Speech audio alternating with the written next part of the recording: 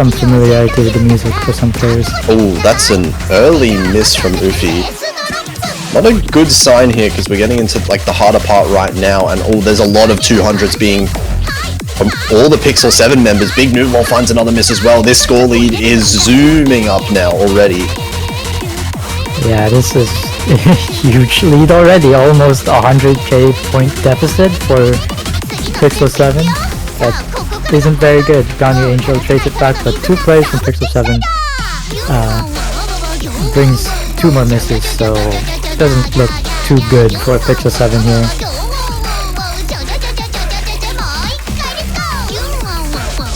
The lead just increasing every few seconds here. Almost, we could see a 200,000 point deficit here, and we're seeing it right now in fact.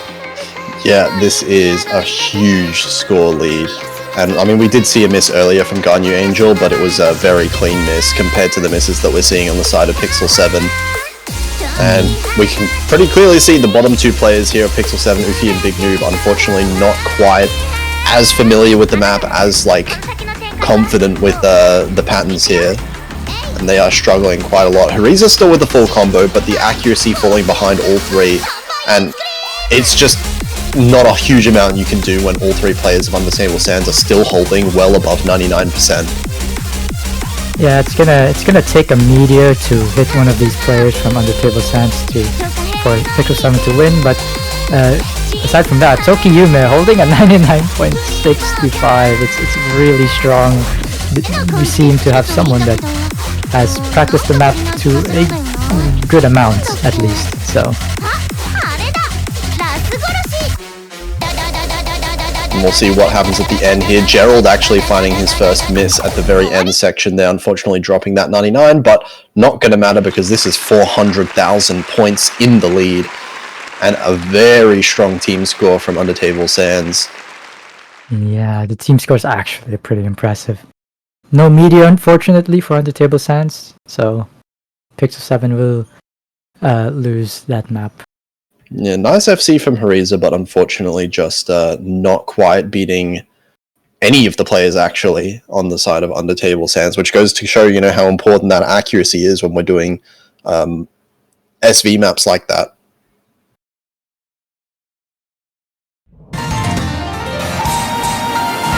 Let's see, next pick for Pixel 7. Let's see if they're gonna continue playing the Rice map, or will they go with the LMs? Now, I feel like they should be continuing on the Rice, because Undertable Sands do prefer playing on the LMs and hybrids, so.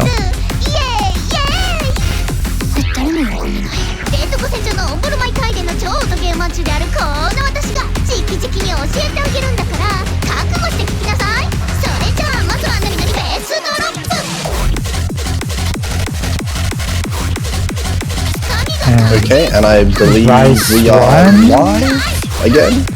Yeah, I think so. Okay. Welcome everyone in the chat. Yeah.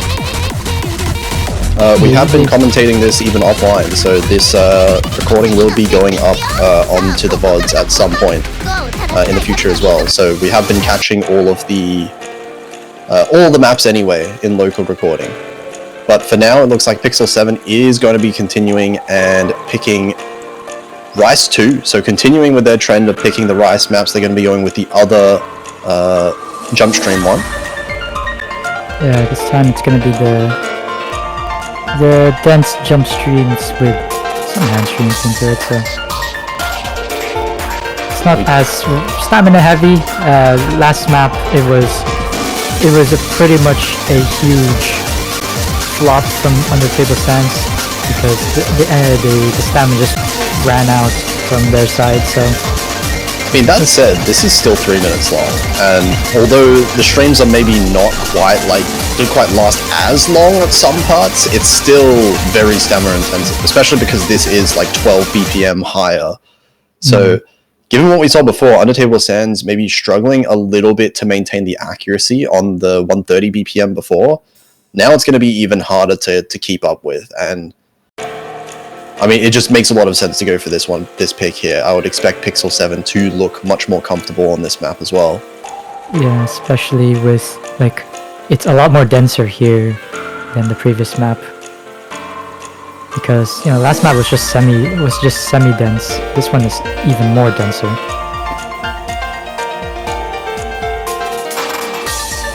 So it's a lot more on the physicality side, like the short-term physicality than the long-term one. So let's see how it goes as we're getting into it already. A lot of these trills very awkward to be able to play through as well at this BPM. But it looks like so far, actually, everyone holding on pretty well. Actually, a very small lead in favor of Undertable Sands off the accuracy, but it looks like it's swinging over ever so slowly. As Gazing So drops down a little bit, down to 99.7, but actually still very high. So, oh, it's Jay to find the first miss actually there. Gazing Snow with another miss as well. Not looking so good for Undertable Sands, considering the fact that the middle of the map just came in here. Yeah, there was this section now. But that was fairly close for a while there. Just Jay and Gazing Snow just struggling to hold on just for a long enough to be able to keep this one close. But 20,000 points in the lead now is Pixel 7. All three of their players above 99.8. They are holding on extremely well. Yeah, Ufi and Big New Blow were mirroring until that tiny accuracy drop from Big Noob happened, but oh wait, no, it looks like Climb. Alright, they're mirroring them. And Ganyu Angel trying to contest against Konkawa's accuracy, but with the two players from Undertable Sands just not able to keep up with the other players, it's just the lead is looking like 25,000, at least around that point. Yeah, and the issue as well is that accuracy is going to be very hard to build up as well if you're starting to run out of stamina. So as the map goes on, Jay and Gazing Snow are going to be struggling to build up anything higher than this like 99.5 that they have right now, and Jay finds another miss as well. Still 3 full combos. Never mind! Never mind! But it is traded by Gazing Snow. Big Noob actually takes quite a big accuracy drop at that as well, down to 99.6, but it still should be fine as Gazing Snow finds even more misses. Yeah, looks like the stamina for Gazing Snow just out of there, just ran out of stamina out of the tank, and even though Big Noob misses at the end from that, you know, sudden increase in density, it's just that there's a huge lead already at this point of the map, just 53,000.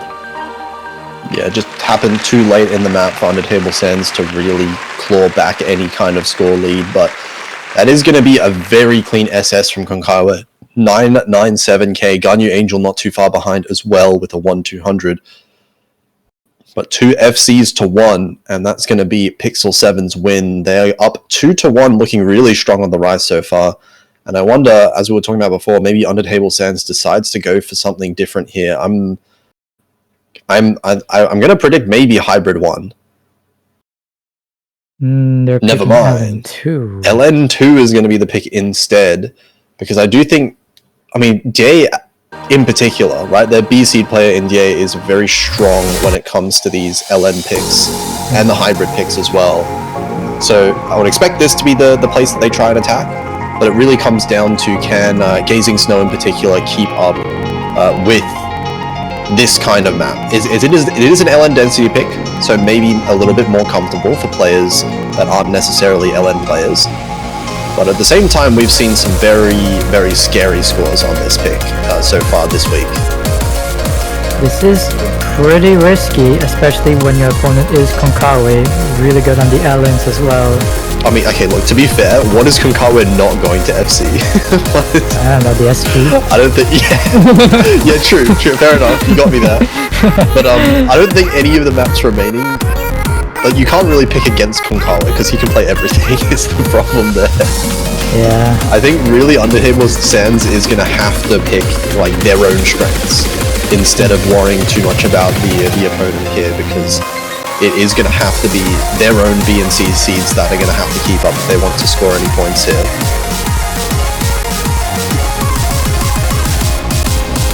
Looks like Heriza is gonna come into the lobby in exchange for Big Noob. When a Big Noob is still there though. Oh no, it's Uzi. Sorry.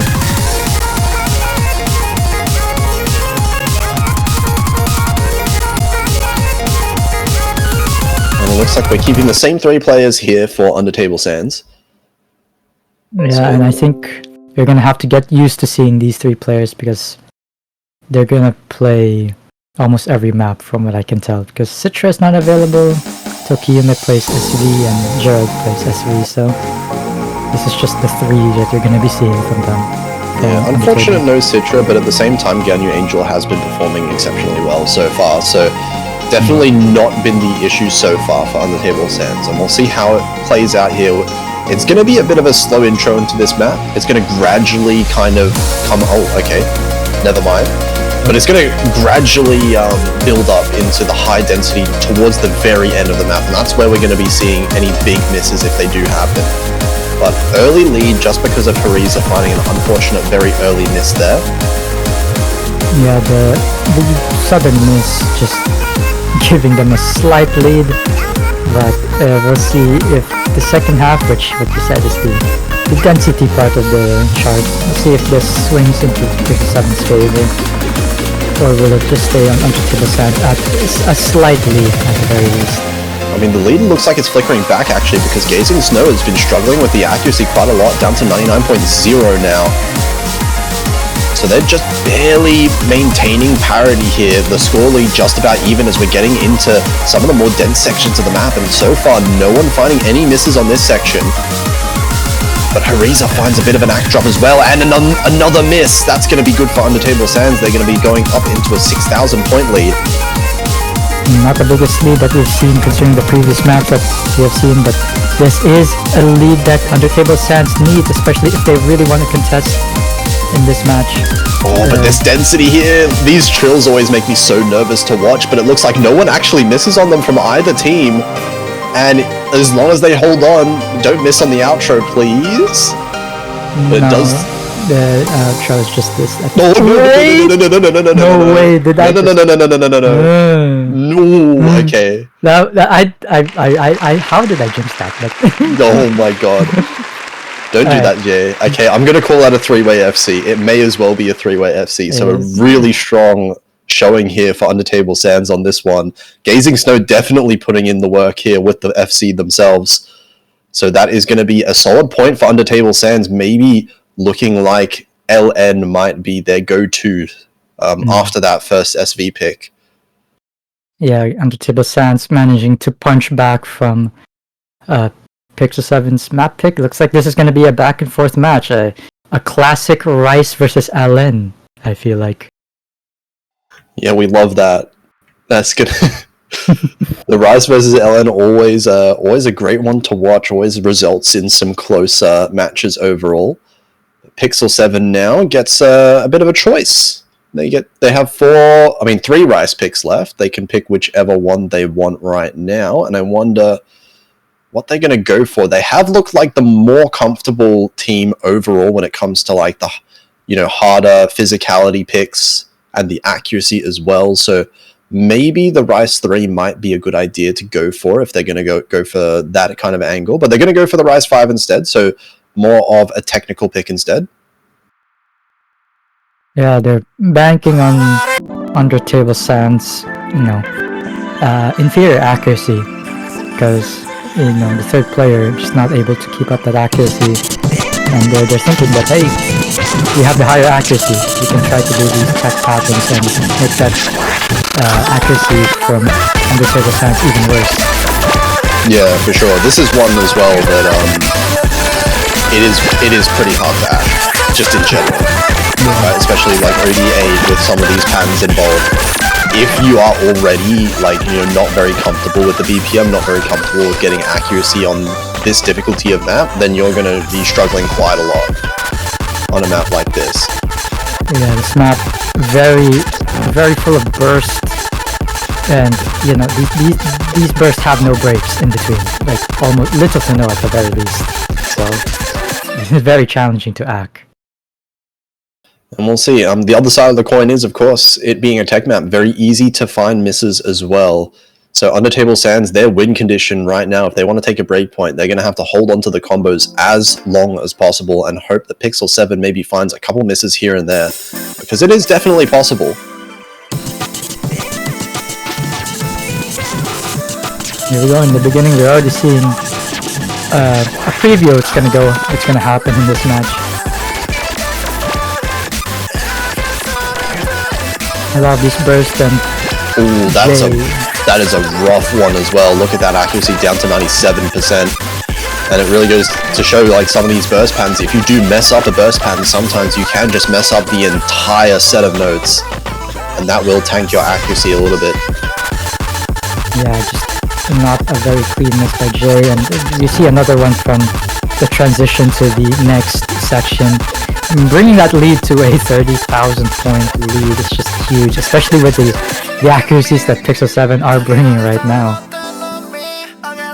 Yeah, Konkawa is doing some things right now, and even though Ganyu Angel is matching Big Noob Lol, like, this accuracy lead overall is just pretty dominant right now for Pixel 7, even without that miss earlier from Jay. And oh, that's going to be a double miss for Undertable Sands, both Gazing Snow and Jay finding those misses. This lead is going to grow so much bigger because we still have 3 full combos on the side of Pixel 7. Yeah, they just look so comfortable on this. These trills just not giving them any problems. The kinds of accuracies that Pixel 7 are bringing up is really hard to beat on a tournament level. This is really insane, actually. It is insane. Oh my god. In the big picture, it's really insane. Big Noob with a slight accuracy drop here. Yeah, bit of an accuracy drop, but not really anything too serious. Jay finding another miss there. Ultimately not going to matter. There is no way to come back from this. And it is going to be a triple FC for Pixel 7. What was this? What is this score? It's 996. Oh my god. B1 double S over 1 to 10 ratio as well. It's very, very strong. Ganyu Angel holding another good score as well, with barely around 99.9, around 990 from Big Noob and Ganyu Angel. And yeah, it's just really strong. Ufi with another FC backing them up as well for Pixel 7. It's just too strong. Look, on the plus side, at least, like, Gazing Snow and Jay's accuracies were not actually too far behind. Not actually too far behind Ufi in particular. It's just the misses that came in, really separating the two teams as far as the score is concerned. But now it looks like Undertable Sands going to go straight into the hybrid pool, which I was kind of suspecting they might go into at some point as well, because they do want to be sticking with maps, if possible, that their players can FC. Like we saw it on LN2 before, that 3-way FC, or almost 3-way FC, is definitely what gave them that earlier point. So if they can do a similar thing here on this longer pick, that might be their avenue to tie things back up once more. Yeah, this is more on the LN consistency side of hybrid. So, you know, still leaning towards the LN for Undertable Sands, wanting to keep that advantage up. The hardest part about this map really was just the transitions between Rice and LN.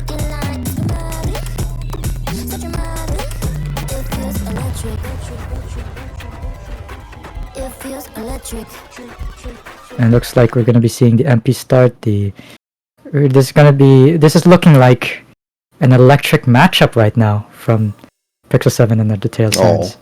Yeah. Oh, okay. yeah.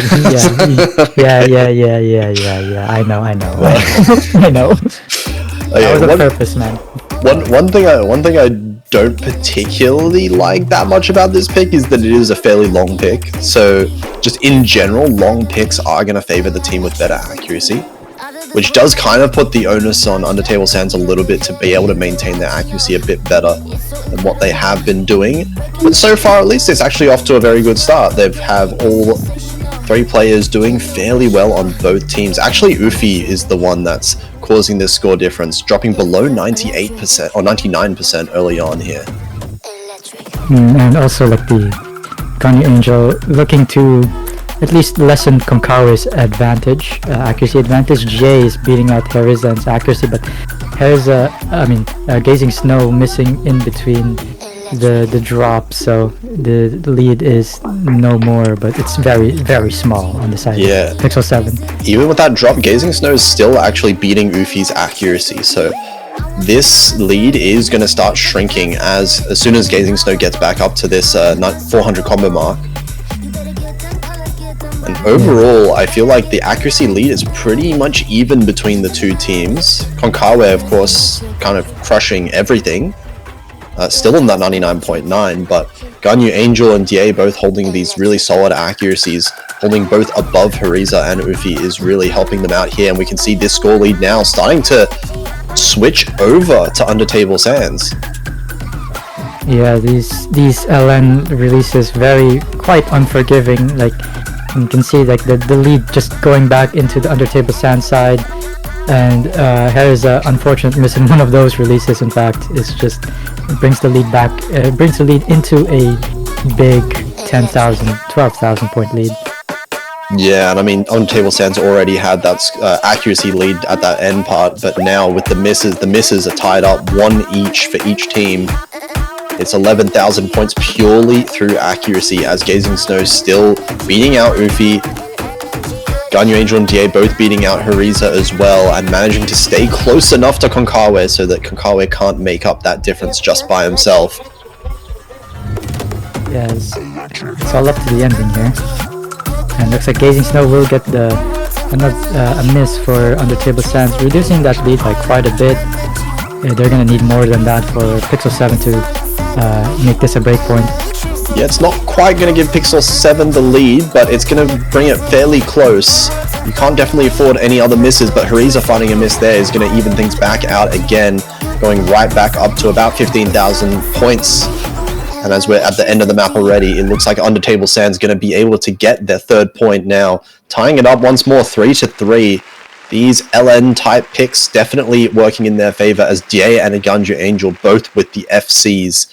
Same with Konkawa and Ufi as well, but it is that accuracy that we can see the 200 counts between the two teams. That's the main factor here.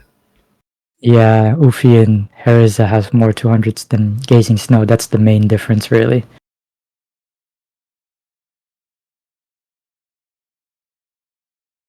And they are finding a bit of a streak here.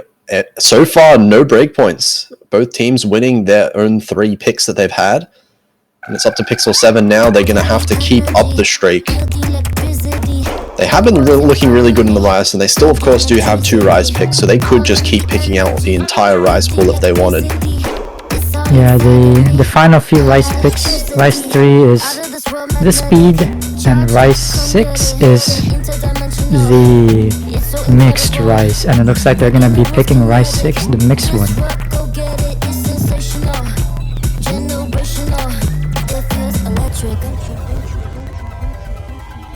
It's this kind of pick very more into the Jack in the first half, but Speed is we're gonna see the second half, which is the Speed, and that's gonna be a very important part to look out for, because that could preview what's gonna happen on Rise 3.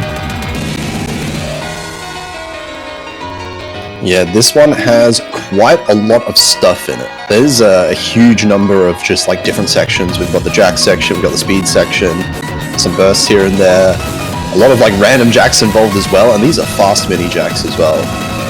But just overall, it's hard to imagine Undertable Sands being able to take any of these Rise picks anymore. I mean, Pixel 7 has just looked a little bit too good on some of these. They've been getting 3-way at full combos on so many of these Rise maps that, you know, it's going to take some really big mess-ups from Pixel 7 if Undertable Sands wants to get a breakpoint here.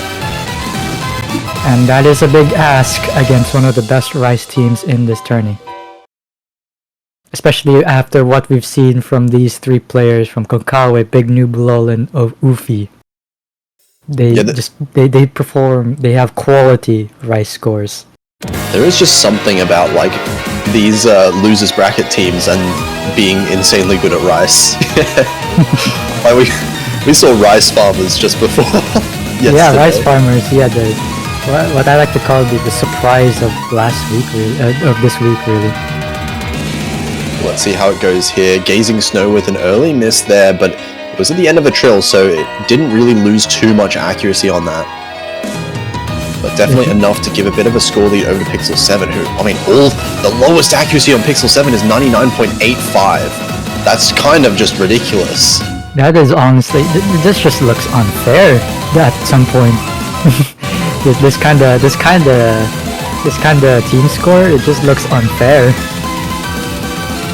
But yeah, the Nublo holding used to hold the 99.9, but yeah, just Gazing Snow, bringing another miss to bringing a miss to Undertable Sands, bringing that lead into a 25-point deficit for Undertable Sands here. And still holding all three players above 99.8 for Pixel 7, still the 3-4 combos. Ganyu Angel and Die are both holding in there, still managing to keep close, but Die finding the miss there is not going to help very much. Now it's just Ganyu Angel for Undertable Sands, holding actually the highest accuracy in the lobby, but not enough by himself. Yeah, even with that very strong score by Ganyu Angel, it's just like it's just the rice dominance just keeps on giving Pixel 7 these points, and yeah, they're going to be getting their 4th point from this one. Big Noomlaw with a really clean miss, but it is a miss nonetheless. Not going to matter at the end here though, as we have just, yeah, another one of these 297 scores from Pixel 7. Yeah, it's just huge. Scorpion SS for Ganyu Angel, so shout out there though. Yeah, that's actually impressive though, in this kind of map, with the kind of jacks and speed patterns that we're seeing. It's definitely been one of the strongest performer for Undertable Sands here in this match. But Pixel 7 is going to be taking their own point once again, and they're going to be 4-3 up. It's now Undertable Sands getting to pick their own one. Now, Hybrid 1 is going to be the pick coming out here, which does make a lot of sense. We're going to be seeing the Rice-centric Hybrid. There's a lot of... this map has a lot of jacks and shields. Like, if you really don't like shields, you're not going to like this one.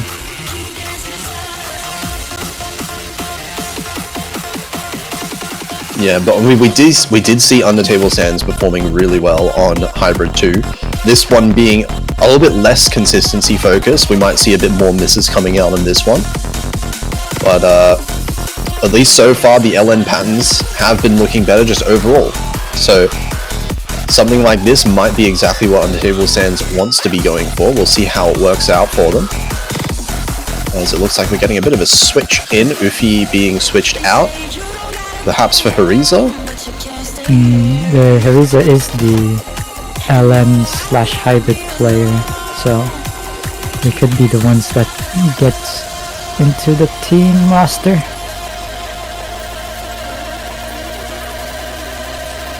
Let's see what they choose, and yeah, it looks like Hariza's gonna come in. So yeah, we're gonna be seeing this the LN lineup from Pixel 7.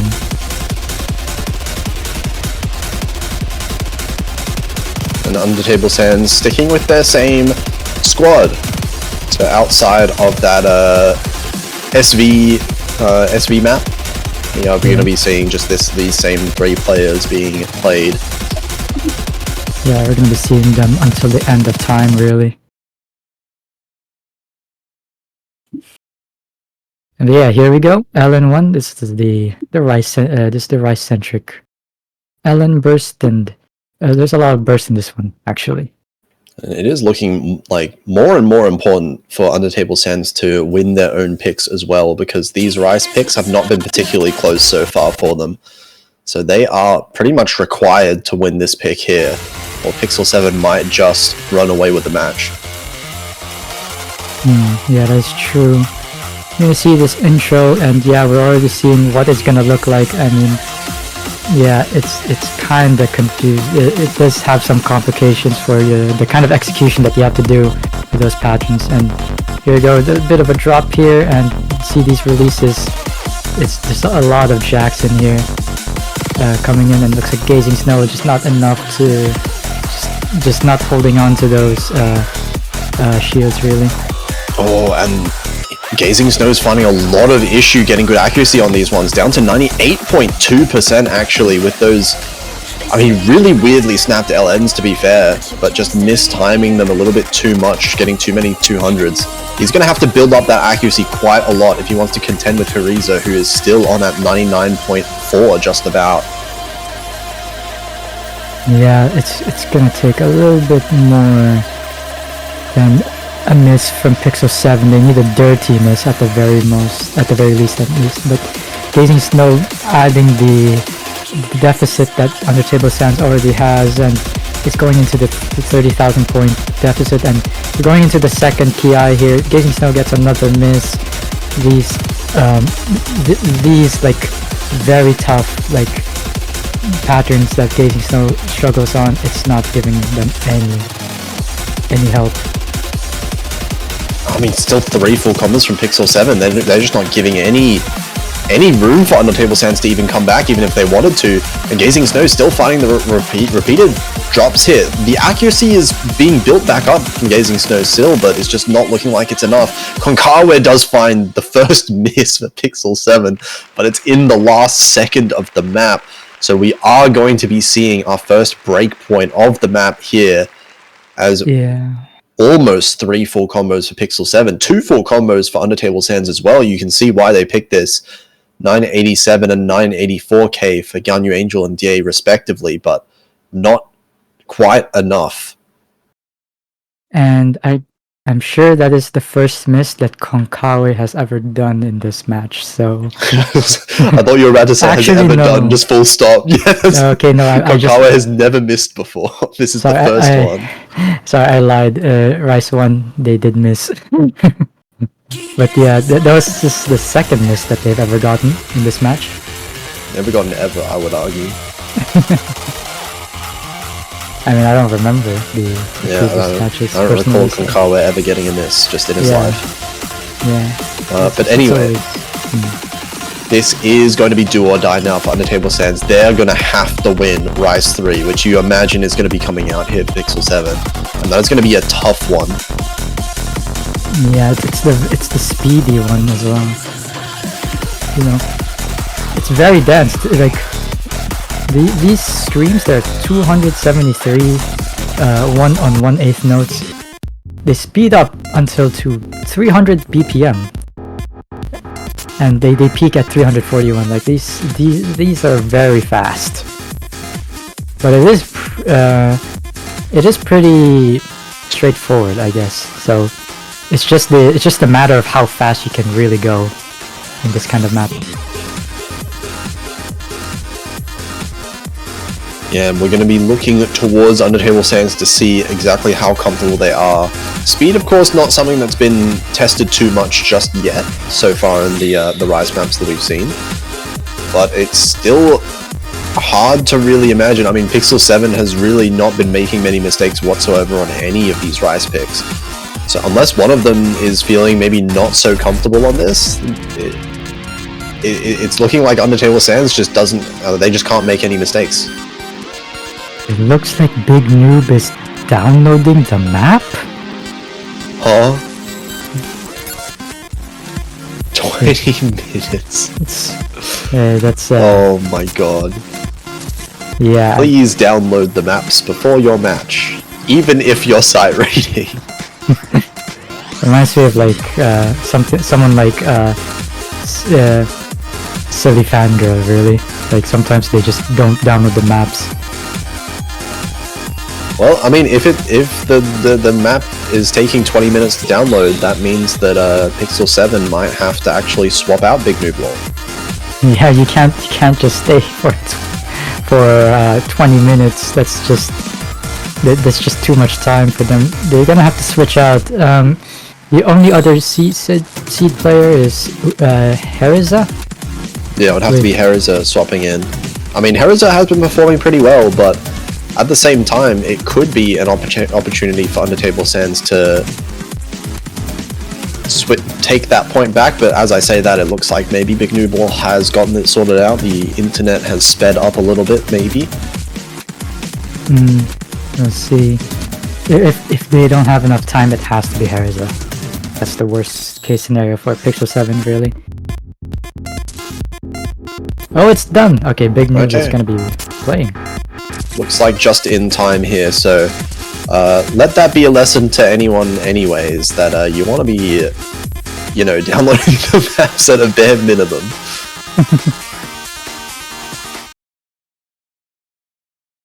Here we go. Pixel 7's final map pick is gonna be Rice 3. And also the final Rice map that we will ever see. I will never see a Rise map after this one. Yeah, you'll only see LNs and hybrids the rest of the tourney. Nice. Yeah, here we go. The beginning not too noteworthy. It's only when the drop happens, when the very speedy part comes in, and here we go. We'll see if anyone holds their accuracy here. Yeah, I mean, actually, everyone on Undertable... Okay, never mind. Everyone on Undertable Sands was holding a pretty good accuracy, at least at the start there, but Gazing Snow finds a bit of a miss there. Doesn't drop too much accuracy, but still struggling in accuracy a little bit compared to everyone on Pixel 7. Ufi right now the lowest accuracy on that side at 99.5, so holding a 16k advantage to that team at the moment. No way. No. That's not no, right. That's... That's... I think it's... I think it's it was definitely past the 25% mark. Yeah. It's a 2-minute long map, so it was definitely past 30 seconds as well. Oh, that's... I mean... This is tough. That is tough. That is tough. I think that was past the amount of time. I'm assuming this is using the MWC standard. So the rule is 25% of the map or 30 seconds, whichever comes first. Yeah, and so I believe that was past the 30-second mark. Yeah, in which case, yeah, if that is a real disconnect, and if Konkawa doesn't have a local score to show for it, then yeah, there's not. That's just not the way that you'd want to go. And it is a real disconnect according to the MP link. Just yeah, not a great. This is the kind of stuff that you really do not want to see. Not only as a player but also as a viewer. Like, every one of us does not want to see this. It's just tough. This is really bad as well for Pixel 7, because this was I mean, looking at the scores here, Pixel 7 100% would have taken this. Yeah, I mean, it's the second, like the Ufi, the player with the least score is better than the higher score from Undertable Sands. So yeah, that could have been a sure 100% win. Yeah, what was the 931k difference? So Konkawa just had to get 931k on that map. Which, yeah, I mean, I don't know about that. maybe Konkawa is bad at speed. Yeah, maybe. Okay, yeah. But we'll see. It says he DC'd. It says let's have a look. We'll have to wait and hear back from Konkawa, because if Konkawa did actually keep playing on local, it is possible that he has a screenshot of his multiplayer end screen.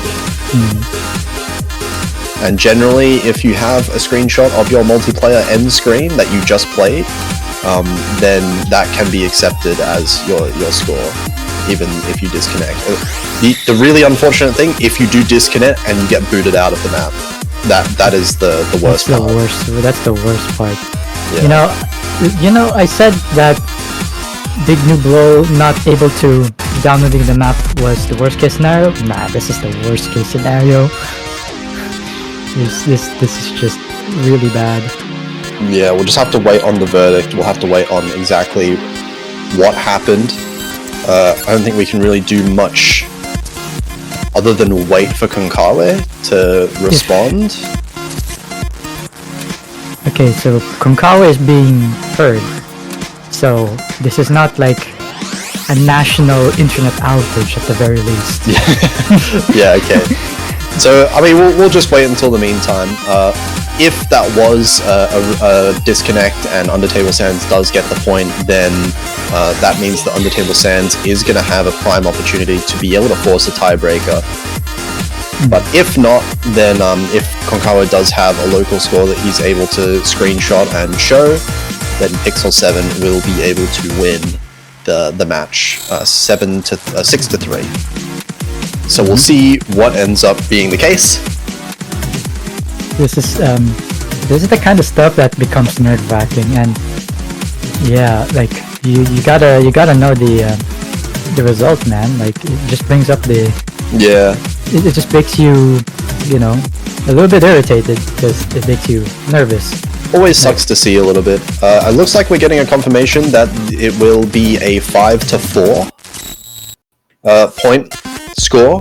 So that means that Konkawa did fully disconnect and does not have a score that was finished. Yeah, so this means that Undertable Sands, huge break, huge opportunity. Yeah, okay, yeah, getting confirmation. Konkawa does not have any local score, so he was booted out of the map, did not manage to finish it. And that does mean that Undertable Sands is going to get their own pick, last pick now for them. And if they manage to win it, they will be forcing a tiebreaker. Which is really unfortunate to see for Pixel 7, but not really much that can be done. I'm sure a lot of people, this being an Asian tournament, I'm sure a lot of people understand the struggles of having not the best internet. Yeah, I'm from Australia, I get the same thing. I know what it's like as well. Yeah, I guess OC Oceania has a little bit of the same experience. Yep. But yeah, here we go. We're gonna be going for Undertable Sands pick. It has to be.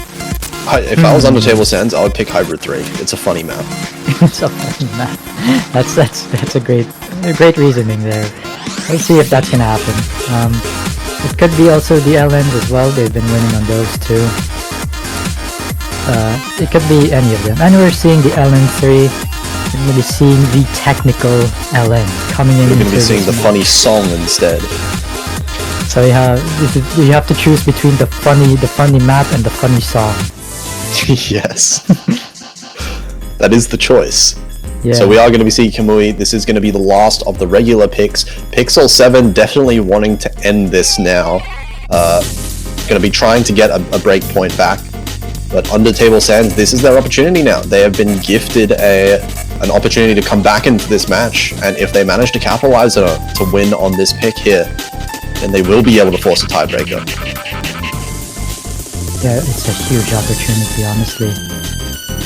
I assume that this is one of their better picks apart compared to LN1. Now, this is the one where it's very technical. The releases are very awkward. The other choice for LN is a more simplistic one, more coordinated, more consistency based. So it's either that or.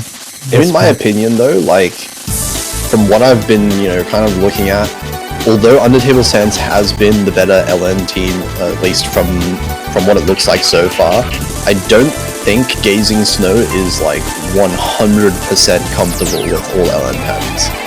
Yeah, and I think that's kind of the reason why they haven't been picking LN1 in particular, because LN1, if you're not super comfortable with the coordination, you will just tank. Well, at the very least, there's no funny trill in this map. Yeah, no funny trill, unfortunately. But yeah, very funny releases.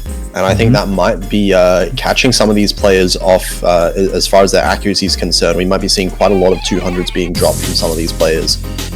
It looks like both Ufi and Gazing Snow starting off with fairly low accuracies because of that. Actually quite surprised to see Ufi going into this. The Rice player coming in for the LN. Maybe Hariza not too much of a fan of this map, so I guess they're gonna have to step in for a bit. So far, accuracy looking like, or actually, never mind. I was gonna say in favor of Undertable Sands, but I think Gazing Snow got quite a lot of 200s on that section there. And now it's starting to swing actually towards Pixel 7 by a little bit. Yeah, just a slight lead, and you know, this is a more simplistic part, and Gazing Snow misses on those. It's just not brings that lead solidly into Pixel 7's favor. It'll take a miss from Pixel 7 to actually get this lead back. But the accuracy is not far apart. I think the accuracy lead definitely in favor of Pixel 7 right now, but not by a huge amount. It's mostly just Konkawa that is not really being matched by anyone on Undertable Sands right now, and he's keeping that accuracy in favor of Pixel 7 along with that miss. This point lead might start growing a little bit unless Gazing Snow is going to manage to build up the accuracy, which he is actually doing a little bit. The lead is decreasing by quite a bit. I think a miss from Pixel 7 is gonna bring this lead back, but there's not enough time. It's under 1/4 of the chart left. It's gonna be now that they're gonna have to miss for Undertable Sands to force the tiebreaker. Unfortunately, Gazing Snow misses on the ending. I think this solidly just... Oh, but wait, that was a big miss from Ufi, but DA finding the miss there as well. It is going to be Pixel 7 managing to take the breakpoint right back and finishing the match off before tiebreaker. Yeah, it just takes... It's just combo gaming here, honestly. Yeah, 2 full combos as well for Pixel 7 versus just the 1 from Undertable Sands. That is a really strong, solid performance for Pixel 7, and thankfully for them, at least, the disconnect did not mean them losing the match overall. They still managed to pick it up here, but unfortunate for Undertable Sands, they are going to have to be eliminated from the tournament here in the losers bracket. And Pixel 7, okay, wait, if I remember correctly, I think we have a very spicy matchup awaiting Pixel 7 very soon. Yeah, it's going to be Pixel 7 versus Rice Farmer. Yeah, the Rice team. So we're gonna be the one of the best Rice teams versus the #1 Rice team. I don't think they were the #1 Rice team. I think that was Play Robeats, but they're up there. They're up there. Oh yeah, yeah. You're not that far off though. I think Rice Farmer have looked like one of the strongest Rice teams. Pixel 7 have also looked like a really, really strong Rice team. So I wonder, you know, what are they going to pick when they run out of Rice? I don't know, LN, I guess.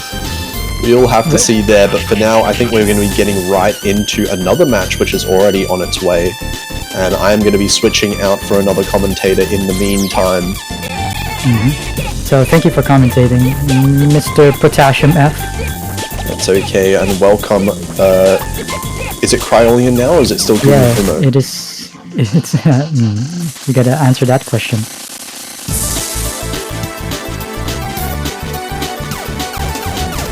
Hello. Oh, hello. Yeah, welcome to the commentary booth. It is still Cryolian. Gloomy Fumo is no more. Fumo is no more, I guess. Alright, so here we go. We're already starting in pretty quickly, and yeah, we're seeing the Ellen already just coming in. It's just... Oh yeah, that was really quick. That previous match took a little while. Just kind of crept into the first map of Play Robeats versus Kamisato Lemon. And starting off, we do see Kamisato Lemon taking... hang on, is this LN2? Yes? Alright, LN2. So yeah, they win on the LNs, which... Play Robeats not too strong on the LNs, so it makes sense that they would pick this. Or at least assuming that this is Kamisato Lemon's pick. Which, Kamisato Lemon won the role, so they got the first pick. So yeah, it was Kamisato Lemon's pick. Yeah, you can also see in the lobby chat that next team to pick is going to be Play Robeats. Okay, so As you said, play Robeats doesn't seem like they favor LN quite a bit. That seems to be an LN1 ban from them. And Kamisato Lemon taking off for Rice map. So Rice versus LN battle once again. So right here, play Robeats going in with the Rice 6 pick. The mixed Rice, which you will see Jack focus and also the speed focus of the Rice. Yeah, the mixed Rice here. Let's see if Kamisato Lemon will hold on. The Kamisato Lemon, very well-rounded team. They don't really have a solid weakness, at least according to the qualifier stats. So yeah, we'll play Robeats though. They have a Rice advantage here, so it makes sense that they would pick this one. Well, until I see the map being played, I don't really want to like give advantage to anyone, because for all we know, like I've looked at Kamisato Lemon's C seed and they're actually scary. Both Frosty and Amanohina being really strong players as well. But over for play Robeats, I'm not sure whether In's their C seed is I'm not sure if he's already skill capped at this point, but yeah, as I said before, we have to actually see the map play out before I want to make a bold prediction. And we're going to be seeing it right here in the beginning of this chart. We're going to be seeing these dance jump streams coming in, and everyone holding the combo, so should be fun for everyone here. Okay, so I've just been informed that Inz is Epsilon, so never mind, he is a D ranker. And unfortunately for Shies, misses on the easier part of the chart, so we're gonna take some time for them to bring back that combo. Frosty GB also gets a miss on the right before the Jack part, and so, that's an advantage for play Robeats here. Yeah, you might be right. Play Robeats will probably have a really decent shot of taking points on the Rice picks. You can see everyone here from Play Robeats are still holding their full combo. Yeah, especially since Play Robeats is the #1 Rice team, so this is pretty much the kind of story that you'll see in Rice maps. Yeah, the lowest accuracy in Play Robeats, 99.76. It's just too tough. None of the Kamisato Lemon players can reach that as of the moment. Yeah, so far only second, managing to hold on to his own FC, but accuracy-wise, it's not going to be in their favor whatsoever. So looks like it's going to be a runaway point for Play Robeats at this time. Yeah, for the 2,000 point deficit, just too hard for Kamisato Lemon to bring back. Pavan with a very impressive 99.93. Kasajiti with a final miss, but doesn't matter. But yeah, Pavan's score is just insane, honestly. And honestly, the other players as well, holding basically 990 scores. 990k scores in this. Right, so as very evident from Rice 6, no one on Play Robeats has been skill capped on Rice. And yeah. I don't think they will ever be. It's very tough to play against the #1 Rice seed in Rice. So, but yeah, Pavan with a 20-to-1 ratio. That's pretty impressive. A bit of an accuracy imbalance here with 3 200s, 2 100s, and 150. The other players from Play Robeats very strong as well, holding the 991 and 992 and 991 from Inns and Mrs. Chandra, respectively. The Kamisato Lemon players, they did hold their own. It just wasn't enough against this team. It's very consistent too, like around the 970k score line. So very consistent. Their B and C seeds are managing to get. They're managing to balance each other out, and their AC just a little bit higher, but that is not going to be enough in the face of Play Robeats. But now Kamisato Lemon is going to be back on the choosing block, and of course they are going to go with the LN3 right now. Yeah, we have seen this map last match, and yeah, the last match it didn't go well for the. Well, it didn't go well for Undertable Sands last match. Let's see if Kamisato Lemon will fare better against Robeats. Play Robeats in this one. We'll be seeing roster changes here. Robeats coming in, and we'll see another third player coming in for Play Robeats. We'll know. Yeah, when would that they be come in. Orcanos? It is. Yeah, it is Orcanos. So yeah, we have Pavin, Robeats, and Orcanos.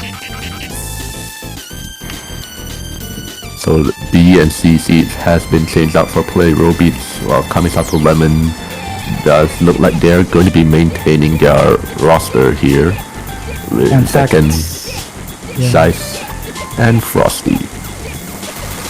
Yeah, these are the same 3 players from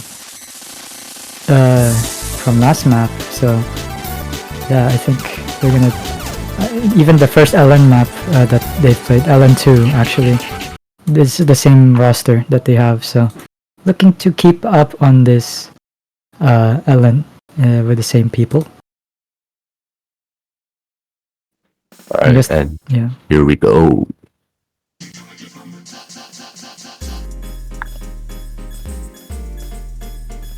The beginning, we'll see these, these releases kinda,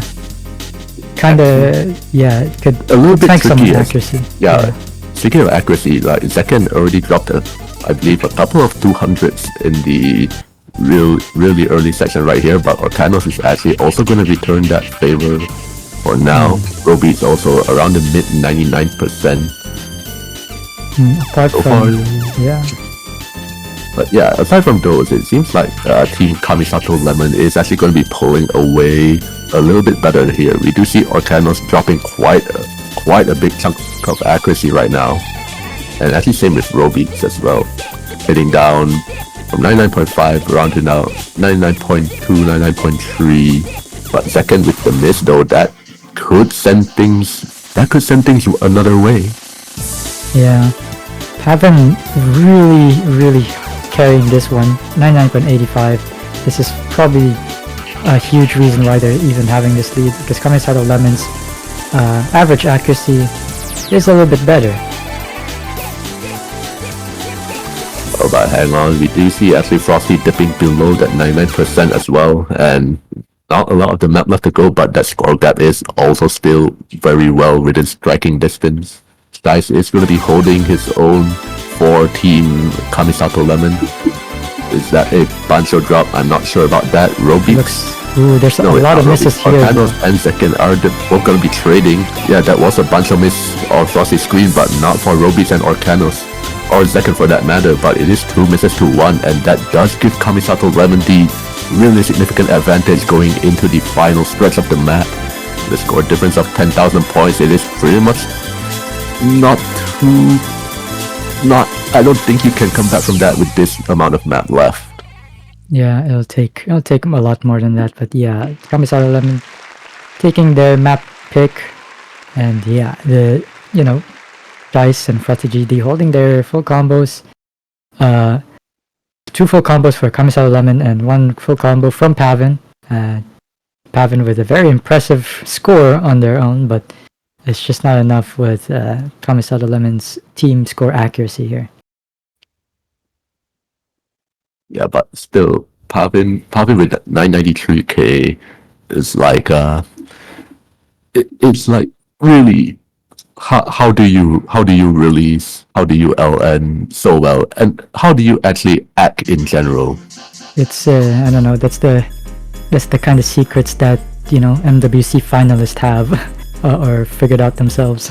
Yeah, so true. Pavin being in MWC finalists played against they played against Japan in a very close match. But then they lost to Indonesia, unfortunately, cutting their tournament run there, but it was very close. It was a very far run for Team Thailand to reach into the finals.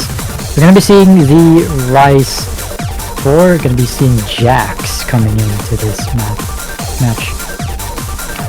are gonna be getting the Rise mains back into the roster here for Play Robeats. Pavin, Lisa Chandra, and In. Looks like Mr. Folk coming in for Kamisato Lemon. The seat swap has been made for them.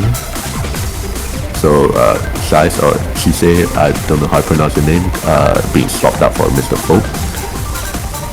Understandable considering the fact that this is a pretty awkward Jack map. Pattern here is just like if you don't like there's a lot of like the jump jacks here. Like it's just really annoying to deal with. Very awkward. And if you don't like these kinds of patterns that this map has a lot of, then yeah, you kind of have no choice but to not play it really. Alright, we actually also saw Lisa Chandra say in chat that I don't believe that they are too comfortable with this type of jack. So but still, it's Rice. Yeah, it is Rice. If you don't have any other substitutes for other Rice maps, then you kind of have to be there. But here we go, we're going into these jacks coming into this map. This is the more simplistic one, not too hard, until we're gonna see these, where a lot of players, where some players would struggle on, which we have seen in this tourney.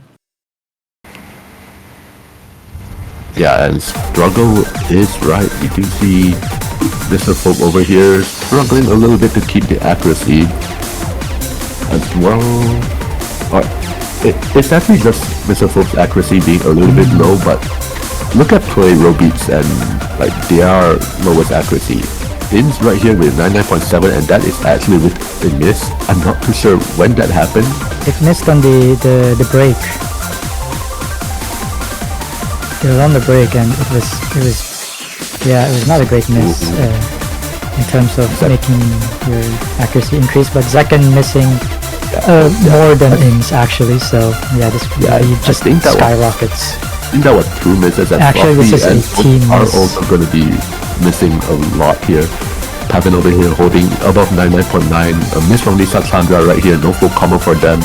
Ins is holding pretty well despite that one miss. Zekken finding another one, and that is a really huge score lead. Not too sure whether they'll be able to come back from that. It is 80,000 points, and there is not 80,000 points left. Well, it's gonna take a power outage to have the score lead disappear, but it looks like it's not gonna happen. Pavin with a very impressive score, 99.93. Kamisato Lemon unfortunately missing at the end when the density does increase by quite a bit, so yeah, that's probably the main cause of their misses. Ins and Lisa Chandra holding really impressive accuracies despite the misses. One miss each player, in fact. Now 2-2. We do see a clear category bias battle between these two teams. Play Robeats, they have the Rise, Kamisato Lemon, they do have the LNs, but speaking of LNs, there are no more in the L category. They're gonna have to dip their toes into the hybrid section. It's gonna be hybrid too. The LN centric, I guess. The LN leaning hybrid. More, it's longer, consistency based. It's 3 minutes almost, in fact. So it's gonna take quite a bit of consistency for you to win this one. We're gonna be seeing roster changes. Second, Frothy GD staying in, and Pavin staying in as well. Robeats coming in. Actually, and Ins is here as well. I think that's the same people. Ins staying in. Okay, so yeah. The A and C seeds for both teams are pretty much remaining the same. It's just a B seed swap here. Robeats and Shice are going to be coming in to the Artcat not LN, the hybrid map.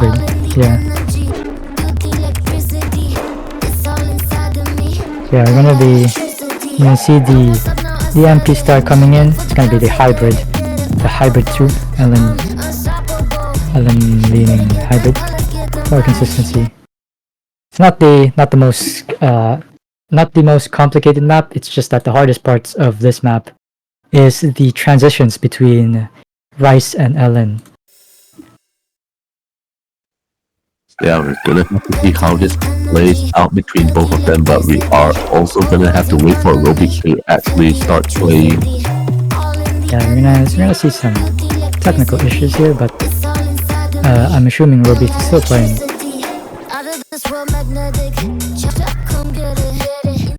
But of course, with the start, like with the intro, I would imagine that Play Robeats is going to be a little bit in front with Pavin's accuracy just hard carrying the team.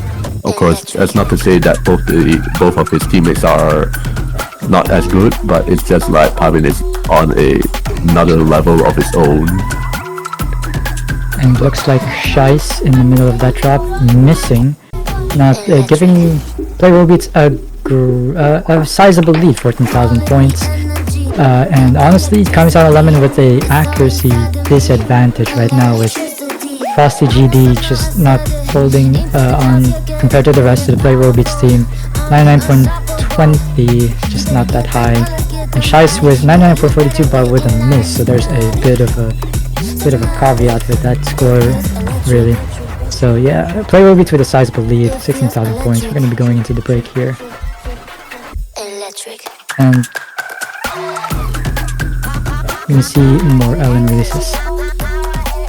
I would consider this more like some LN bursts, a little bit of burst, and yeah, releases are also going to be a thing, but the score gap is not going to be closing whatsoever. If there's not going to be any ad drops or misses from any side, so it does seem like Play Robeats are just going to be holding on to this entire section right here, coming out unscathed. Same with Kamisato Lemon.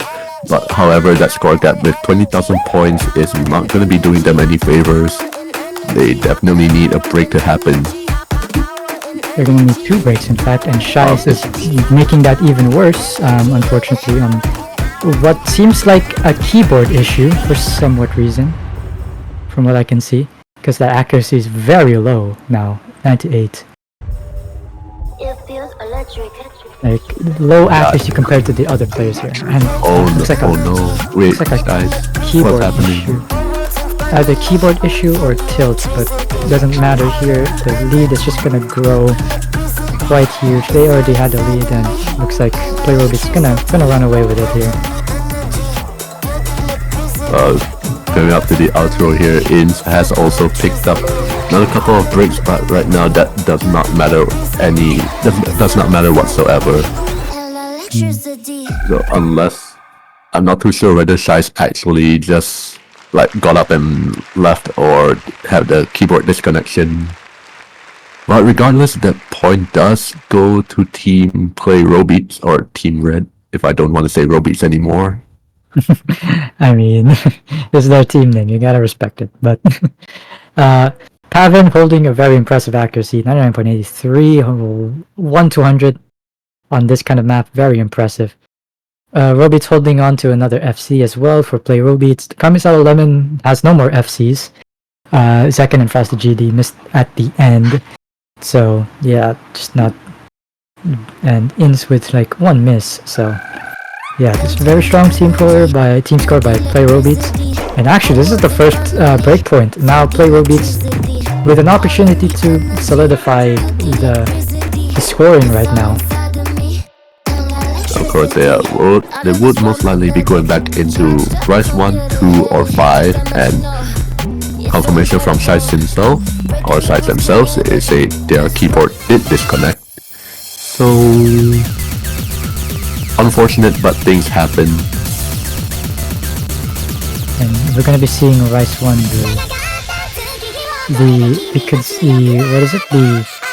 the Rice jump stream stamina pick. It is a very, very tough Rice map. If you may know this from 4DM4, really, in one of the later stages at least. I do not remember anything from 4-digit Mania. Well, Pavan sure does. Looks like Lisa Chandra does as well. So yeah, it seems like this is a 4-digit Mania map. If you know that tournament, it's a tournament between it's a World Cup between 4-digit players. So if you're looking to join a tournament like that, you're gonna have to wait until next year. But it's a very competitive tournament, really. But yeah, we're gonna be seeing the stamina pick. Very tough. Last match, everyone, almost everyone at the end just miss at the and just running out of stamina is the issue with this one. So let's see if this happens here. Yeah, we could be seeing that happen for Kamisato Lemon. But with play Robeats, I highly doubt that anyone you see in their roster right now, Pavin, Lisa, and Ins, I don't think they will have any problem whatsoever with be it stamina, speed, jump screens, hand screens, any kind of rise pattern you can throw at them. They're just gonna eat it right up. They're just gonna be producing 990,000 points for every single player across the board. Yeah, after that Rise 6, yeah, that's kind of what we think right now, really. But yeah, here we go. The map starts already with these jump streams. Of course, this is more on the a little bit not the harder ones, really. It's not that dense. It's semi-dense, really. But this is where the stamina part is the real challenge here, and it's gonna come in right now. Yeah, a lot of consistency and a lot of straightforward jump stream patterns. It's just whether you can maintain your stamina all the way to the end. But like in the first half, you would probably be okay, but sooner or later you would run out of steam, and that is where you start to see yourself faltering quite a bit. So yeah, intro here, we're just gonna be seeing everyone cruising through. Lowest accuracy right here coming from second right here, just 99.6, a couple of 200s early on, but that is just it. Yeah, that's the lowest score in this lobby, so yeah, it's already looking good for everyone here. We're just gonna be waiting until the end, and another drop here, and yeah, another miss by Zeka, just increasing the lead by quite a bit, 8,000 points.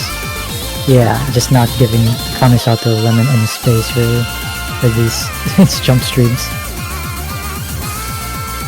Shice and Frosty, the B and C seed respectively, they so far are keeping up at least with Ins, but there is a little bit of a resolution from that. But Pavin and Lisa over here, basically 99.9% accuracy, and Shice here gonna be finding a break that is right before the halfway point. So the score is gonna be increasing ever so slightly into Play Robeats' favor. Yeah, once Shice reaches into the 400 combo mark, it's gonna be stable from here on out. The accuracy drops will affect the score lines, and looks like the point deficit here, 22,000 points for Kamisato Lemon. There has to be something from Play Robeats, but it's asking a bit too much from the.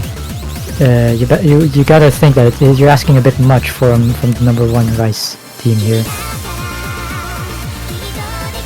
Yeah, actually this part of the map right here, we do see a fair bit of anchors happening on the outside columns. Like we saw just now on column 4, there were column 4 and column 1, a lot of anchors over there. So that is kind of stamina draining as well, because anchors are hard and they drain your stamina. Yep, somehow they are, honestly. But yeah, Shice and Ins trading misses from each other. And we're gonna final key eye of the map. It's gonna take a bit more than a few misses from Play Robeats to have this lead back. Second with a miss coming into this drop, and another one just not too. Yeah, another miss. His stamina is probably shot at this point.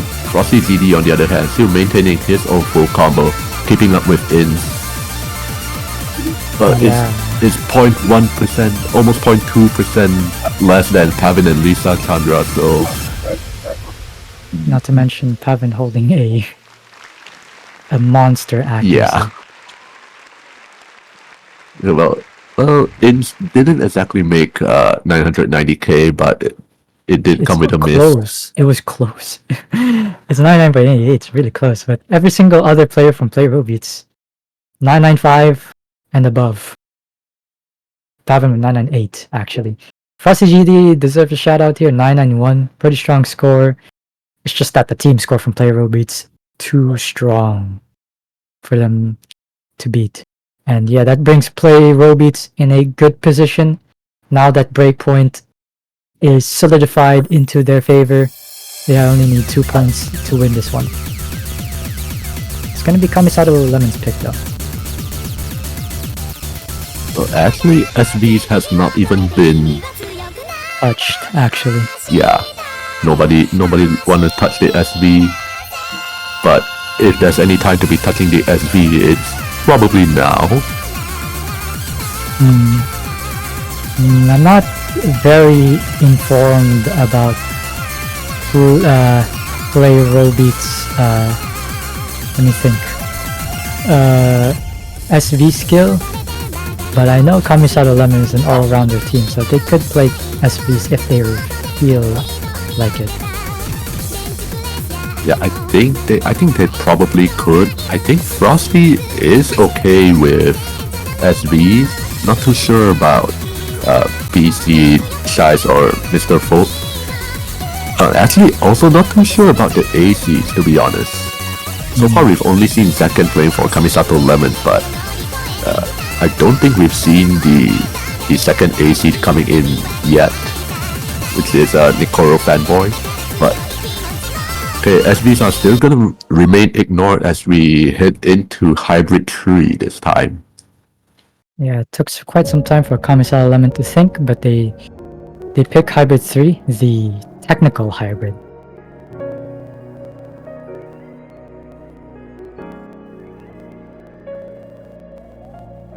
Oh, someone here has no map.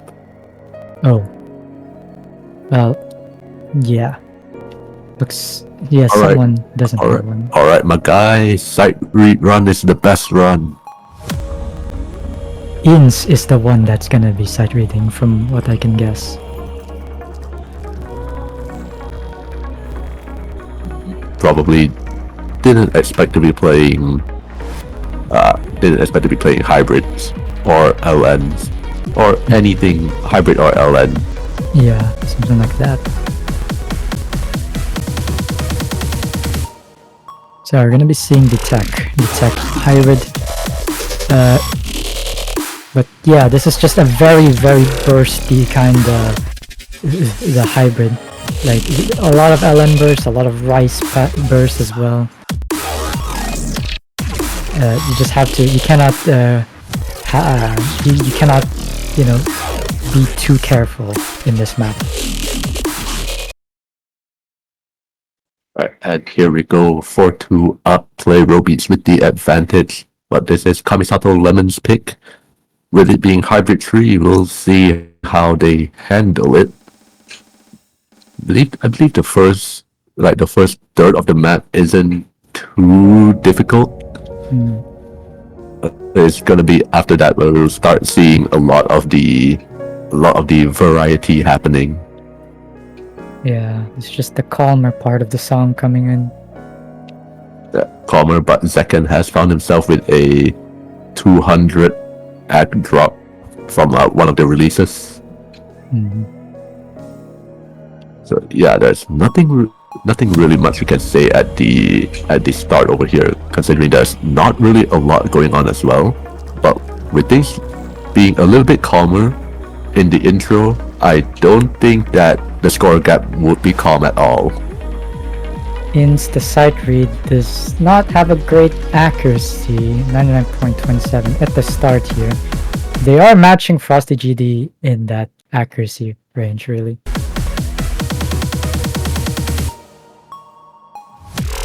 And I think that's a real miss by Ins. I'm not sure, but It looks like it right now. Ins with a very not that great accuracy. Coming into the drop here. Everyone holding their own on these very complicated patterns here. It's very tough to even hold accuracy here. Ins with another drop on one of those bursts. It's just too annoying to deal with when it comes to these kinds of patterns here.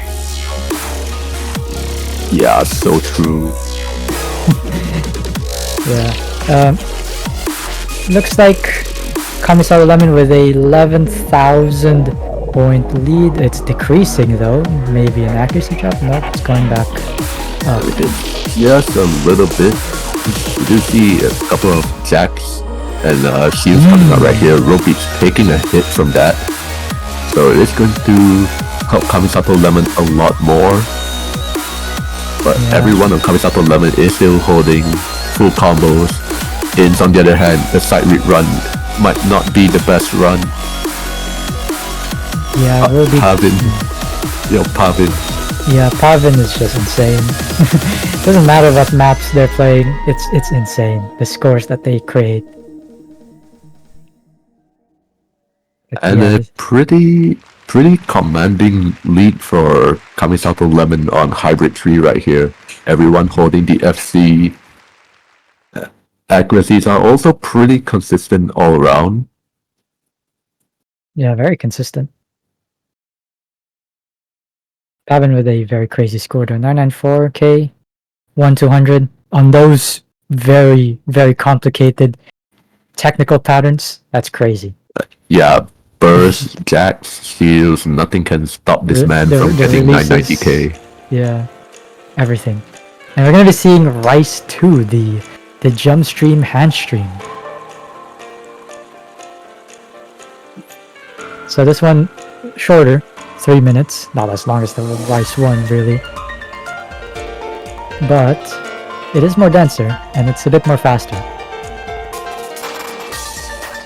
With it being 240 BPM.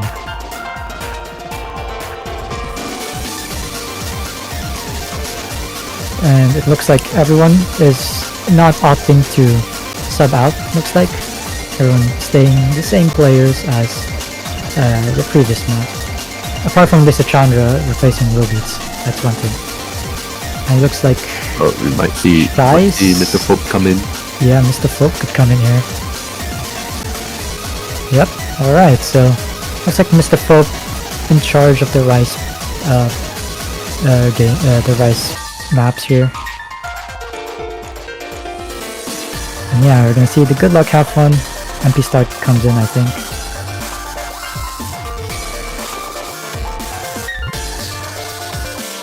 Any moment now. Yeah. So play Robeats, they have their main Rice roster once again. So yeah, it's just really like the same three Rice players are just too hard to beat. The story of this match was just Rice was just a win, a commanding score, a team score by them really. We'll see if if the same story happens here, or will Kamisato Lemon take the win under the rug? That's quite unlikely, but it could happen. Yeah, exactly as you said. Unlikely, but it could very well happen. So, but we would have to be seeing like someone from Play Robeats like take a massive hit for that to happen. And like judging based on the roster that I'm seeing right now, I do find that not so likely.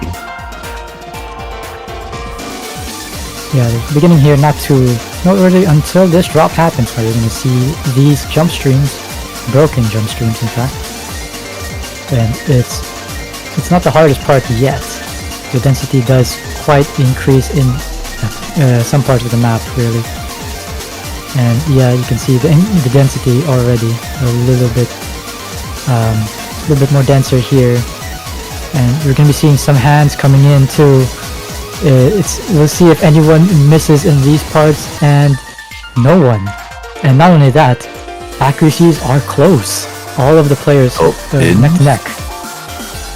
And In's gonna be taking a drop in the slightly easier combo section.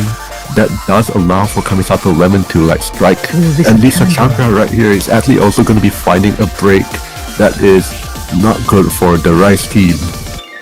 Yeah, we'll see if any mistakes happen from the Kamisato Lemon side that could trade that back. The lead is quite small, so any accuracy drops here from Kamisato Lemon could swing this lead back, and it's decreasing by quite a bit right now. Yeah, I actually have to take a look at Mr. Folk as well. Like, lowest accuracy on Kamisato Lemon, and I think he's actually on the most danger for actually taking a miss. But so far he's doing his best to keep it up there, but Inns is going to be helping him out. Another miss of his own. There's a little bit of chart left. 1/4 of the chart left. Those are Bancho misses. Those are weird. Bancho misses. But yeah, Scary a little. Yeah, the lead around 4,000, and the density here just increases by tenfold here, and Frosty GD just not faring well on those jump stream. And I think the lead is back into Play Robeats' favor, and second as well. Yeah, this puts it into Play Robeats' side of, and yeah, it's too hard at the end. The density increase doomed Kamisato Lemon's chances. Yeah, also I am like eating my words that are saying like Mr. Folk was the most danger for missing, but yeah, just like eating my words right now. Actually maintaining all the way to the end and actually getting the best score for Kamisato Lemon, while second and Frosty GD picking up some unfortunate misses and too much act drops, while Play Robeats here, even with the misses, maintain their composure, keep their accuracy up, especially from Pavin 998,000, because like, why not? The ratio is insane. Lisa Chandra could have had a V1 double S if they didn't miss. Oh yeah, I didn't even notice that. Yeah, Inns with 4/200s, pretty good accuracy. So yeah, this is just really good all around for Play Robeats in terms of the team score. And you're gonna be seeing Kamisato Lemon's final pick here, because there's not much map pool left really. It has to be either the hybrid or one of the SVs. If Kamisato Lemon really wants to go for the SVs, then they could, but it's tough. The last hybrid is the Rice one as well, the Rice leaning hybrid. Yeah, I don't think hybrid one would be the choice. Hybrid, I mean SV. Like if they do have practice on it, they should probably go for SV. If they don't, well, it's gonna be pretty much an uphill battle going for hybrid. It's gonna be pretty much a losing battle if they go for Rice 5. They're going for SV. Oh, SV2. The SV2 has always been banned actually. So interesting. Well, not always, but a lot of the matches that I've seen has this map banned, and they left FCV1 open. Let's see if let's see this map, because it's not often seen really. This is going to be my first exposure into SV, and also, yeah, we are most definitely going to see roster changes happening right here. Orkanos is going to be coming in as a C seed. Let's see if Kamisato Lemon changes. I don't see any people joining the lobby and the MP link, so this might be the same three if that's the case. So far, we've not seen Nikoro Fanboy or Amano Hina from Kamisato Lemon. Well, for Play Robeats, they've swapped their players around, only except for their AC Yeet Boy, who's not here, I assume, but Pavin more than makes up for his absence. Yeah. I mean, yeah, more than that. I mean, Pavin's just insane. World-class player, honestly. Yeah, truly. and should be getting Timeout, timeout it looks like. instead. For play Robeats, it's a timeout. We'll see if maybe there's like maybe there's a player that's coming in late or something. Or Maybe they a could be, or they could be like taking the timeout to very quickly go and learn the SV. Yeah, I remember. I know from experience that that could happen too.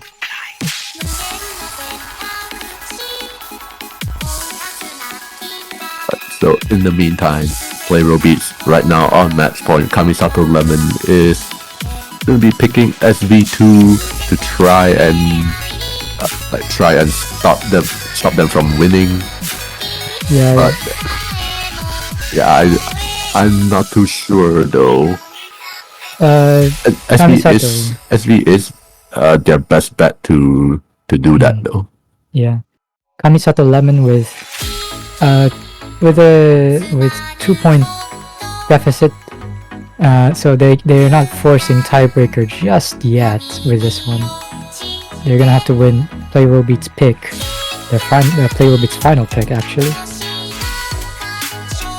And looks like Yeet Boy is coming in for Pavin. So that's the timeout. So everybody from play Robeats has been featured in this match. So that's very nice to see everybody doing their part. We love to see it. But yeah, Kamisato Lemon, no roster changes, just Frosty GD, Zekken, and Mr. Pope coming in for how many maps per row? Actually no, it's the Mr. Pope just coming in recently from the previous map, but yeah. Let's see if they practice this one. Which I assume they do because they picked this one.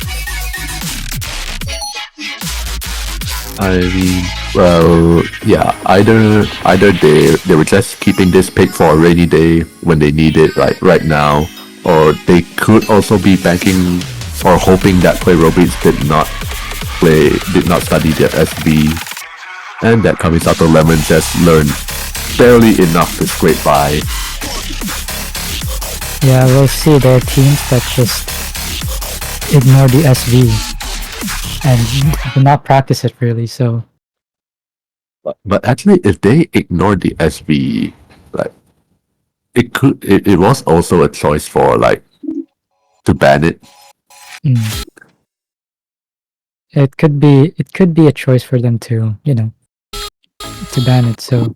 either they practiced it or they did not. Now, I'm gonna be seeing some very interesting looks like spot right here. I think either this needs to be panicked or this looks like an SV map already with that with this kind of stuff that's happening right now. Looks what a time to be alive. Yeah. Alright, this looks more like it. Yeah, we'll see if all these scores finally... Oh no, wait, hang on. Zekken is playing with no fail. And is at 85% accuracy. Ooh, Zekken might have not practiced this.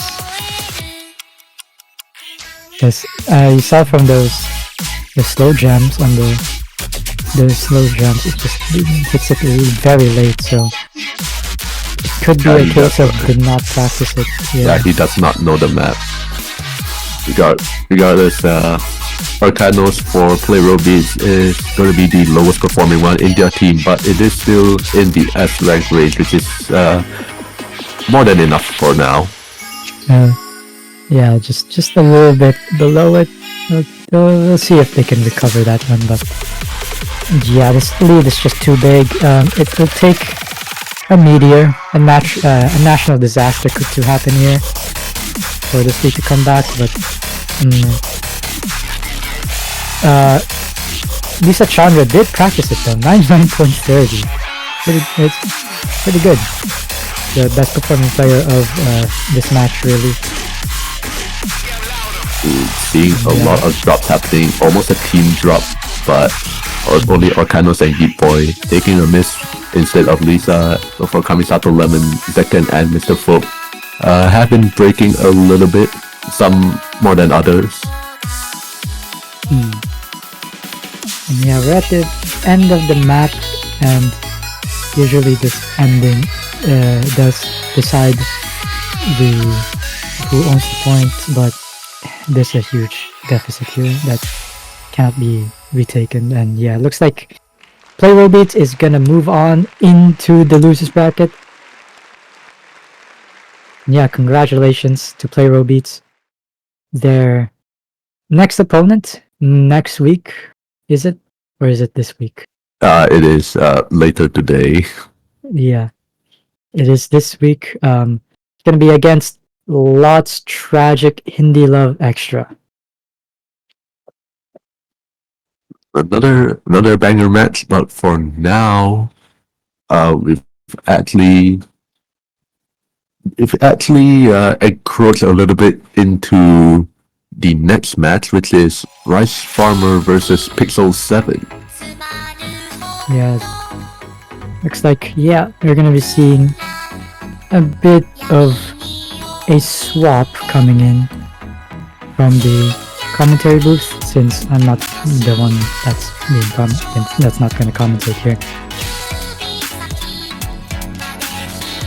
Alright, so in the meantime, once again, GG to Play Robeats. You will move on, and unfortunately for Kamisato Lemon, they will be exiting the tournament in the semi-final losers bracket first half.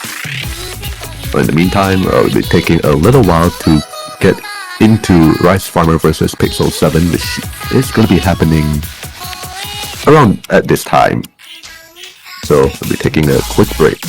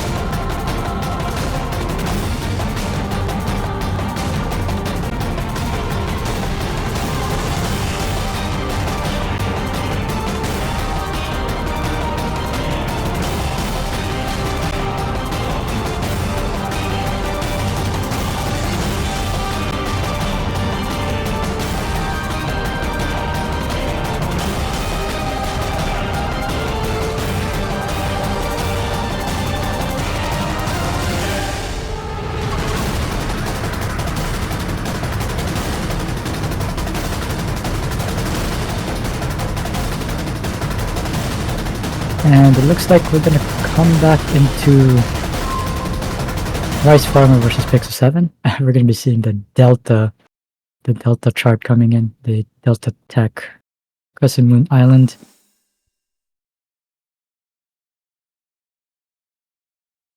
So both the teams advanced into the semifinals just now. We already see how Pixel 7 performed last few matches, and as for Rice Farmer, it was an underdog win, to say the least, really, considering the fact that they beat against the 5 Chinese players and 1 Filipino team, the Seed 4 actually. So it was a huge upset in terms of the seeding, really.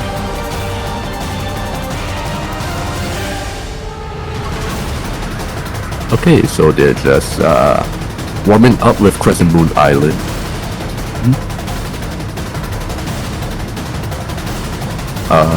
From the map, from that Delta Dan or something. Yeah. Rice Farmer, one of the best rice teams in this tournament. So look at you can already see that from the scores right now in this. I mean, Yeah, like, what the heck? this is almost Delta clear, really. But yeah, you know, obviously rice farmers will be looking into that rice map pool, just looking to dominate, just like how Play Robeats did dominate from last match. As for Pixel 7, well, it's gonna be what we have seen previously, although from what I know, they're gonna be relying more on the LN and hybrids, really. Yeah, that's kind of what I expected as well, because you have, like, on Rice Farmers, you have people like Nia Sun right here. Just this is just a warm up, but it is still a Delta map. Yeah, it's pretty hard. Yeah, only a good amount of people can do that kind of map. Yeah, with just to have the physicality alone is really good. Oh, actually, Delta was on like 1.05 rate. Yeah, 1.05, Okay. but still close. But yeah, that's their warm up. Looks like we're gonna be seeing the rolls coming Another in. one.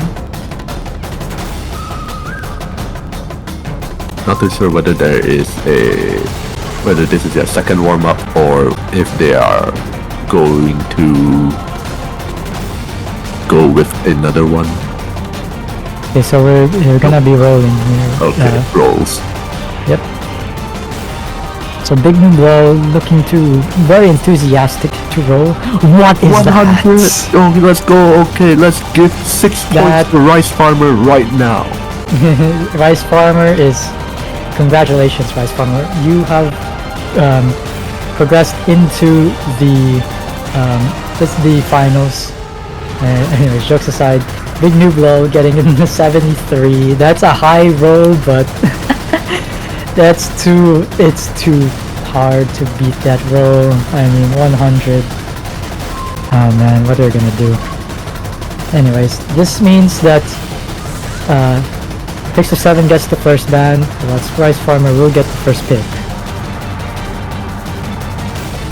Let's see what Pixel 7's gonna ban. I assume it's gonna be the Rice because they have been dominant on that skill set, on that skill category actually. So, what Rice do you think they'll ban though? The harder one, I think. It's like probably Rice 6 maybe? Could be one of the stamina ones as well. 5 or 6. Oh, SV2. SV instead. Okay, so they're just leaving all the Rice opens for Rice Farmers. Questionable, in my opinion, but if they didn't practice it, then understandable. But yeah, this does leave all the Rice maps in. Ooh, they ban Rice 4 too, so they do not like speed. Okay, that's wait, that's Rice 3. That's Oh. Rice 3 that's chosen in. Oh yeah, that they do not like the jacks. Okay. Right, okay, so maybe Rice Farmer. Hey, hang on, is Rice Farmer seed 15? Yeah, they are seed 15, I think. Okay. But I guess this far into the tournament, where the map pool has been like increasing in difficulty significantly, wouldn't play too much of a factor in how we think the match is going to end up. Yeah, the qualifier results may or may not be reflected, may not reflect to the match that we are having right now in the semifinals. So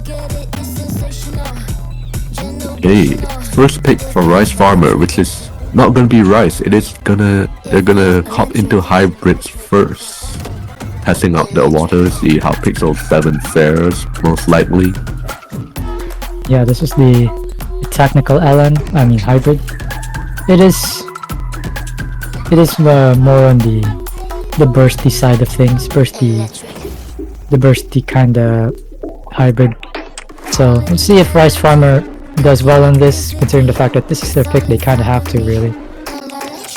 Alright, roster has been locked in. Rice Farmer has Nyasan for their A seed, Ruby for their B seed, and Osig for their C seed, while Pixel 7 is taking a little bit of a different approach with Konkawa in the A seed, and they have both C seeds.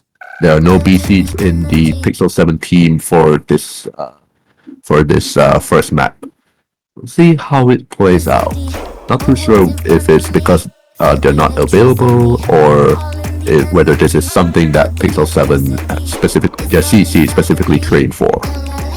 I'm sure that this is what they specifically trained for, considering the fact that Pixel 7 did play a few matches ago today, so yeah.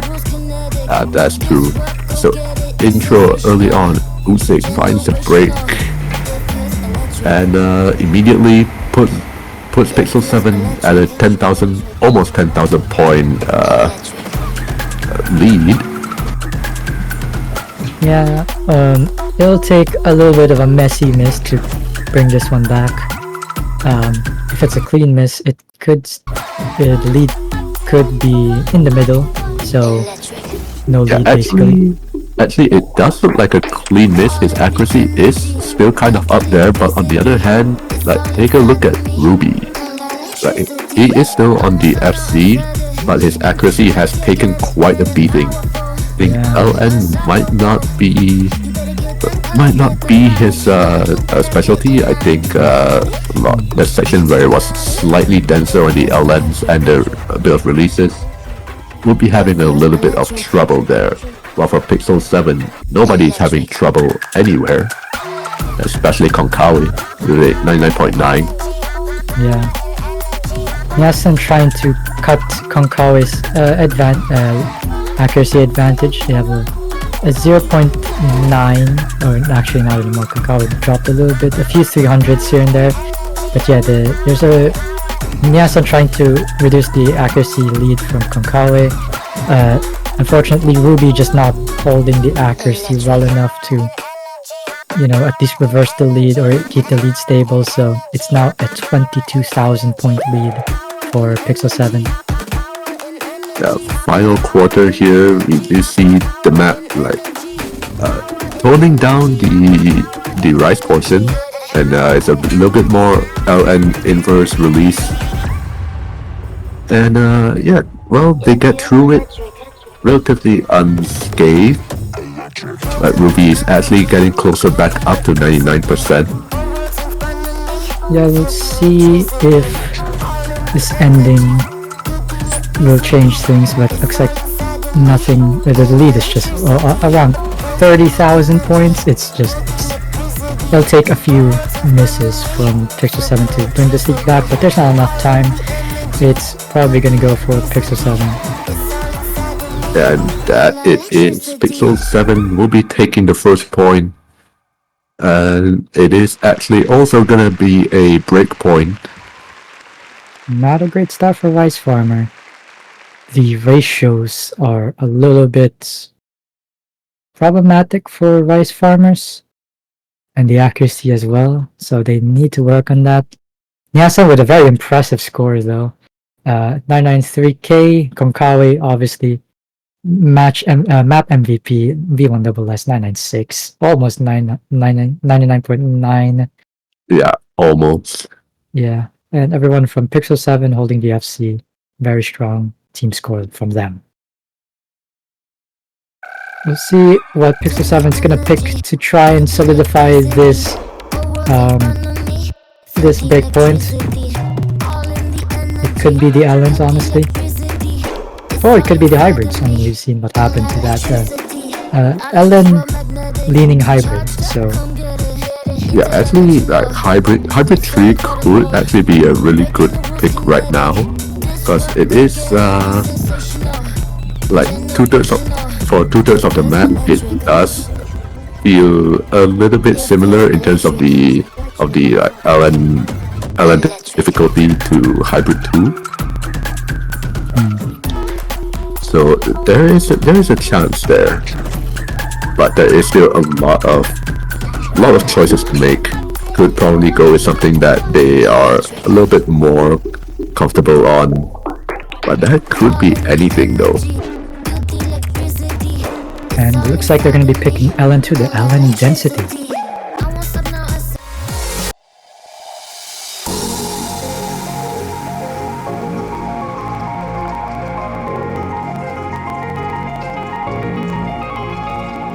Now this is something that we expect from Pixel 7. Considering the fact that their opponent is rice farmers, you obviously have to assume they're pretty good at rice. So let's go for LNs instead, is what their thought process is as of the moment. Yeah, that would be my thought process as well.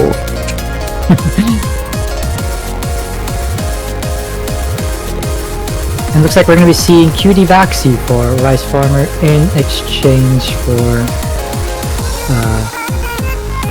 I guess that was, It was, Oxic. yeah, Usyk.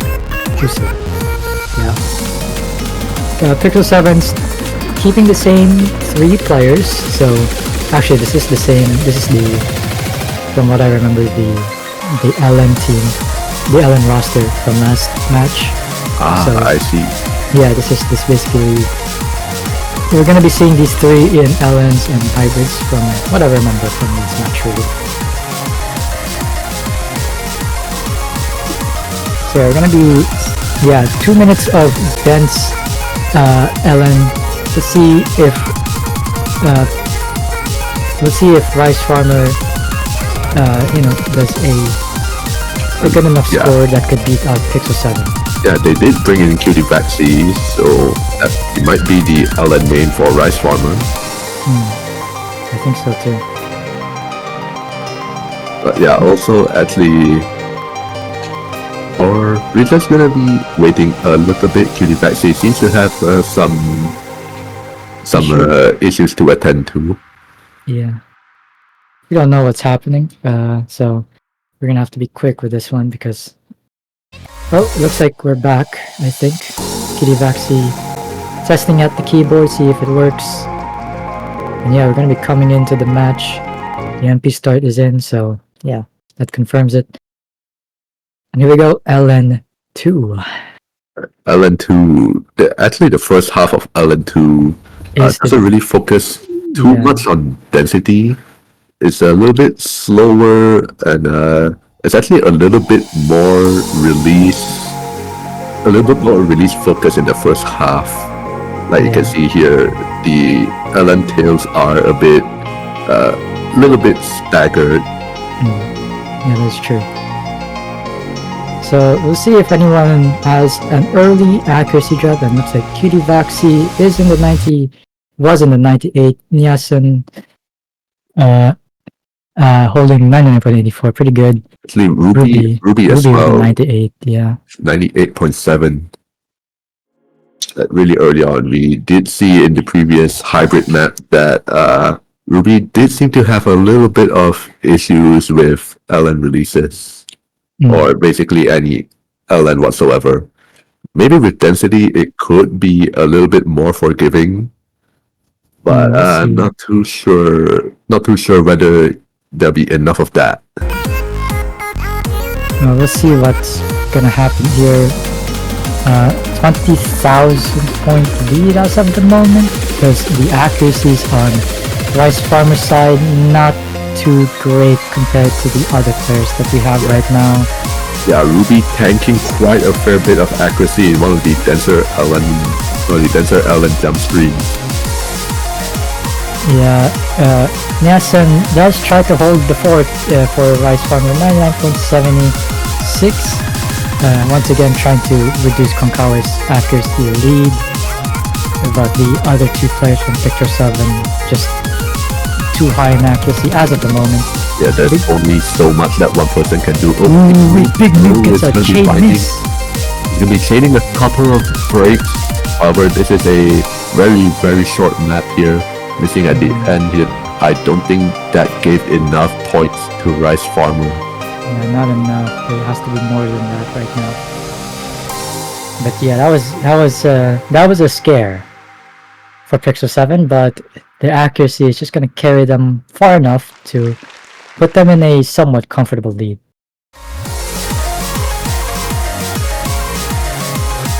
We're gonna see the aforementioned accuracy problems from Rice Farmer in these LN patterns here. Nyasen actually having the MVP of the lobby. 992k versus Konkawa's 991k. It's mostly because Nyasen has the better ratio. Yeah, that's pretty much it. And by the looks of things, Pixel 7's like their CCs aren't. They have no problem keeping up with, or at least getting a certain standard that could fit like what a BEC player would look like. Yeah. And we're gonna be seeing Rice 1 picked by Rice Farmer. Finally a Rice map, and it's gonna be the stamina Rice map. Very long. Erisa has left the lobby for Team Pixel 7. We'll be seeing a different... Ufi is the Rice player from what I remember, so I'm guessing we'll see them into the roster soon enough. Most likely for Rice Farmer right here, Upsik is coming back in. Oh, it's Saita this time. Oh, Saita, okay. This is the first time today that Saita has played, so yeah. Now Saita, from what I know, is it prefers the more consistent kind of skill set. Whether it's LN, Rice, like that's their main skill set, is the consistency. So basically maps like Rice 1, 2 and 3, something like that, and maybe 4, but like Rice 5 I believe will be technical, which is anything but consistent, and Rice 6 which is mixed, so it's also not too consistent. But yeah, this is what if that's their thought process for bringing in Saita, then makes sense. So yeah, we're gonna be seeing Rice 1, a little bit of a technical issue, but in the beginning here, no problems in terms of accuracy.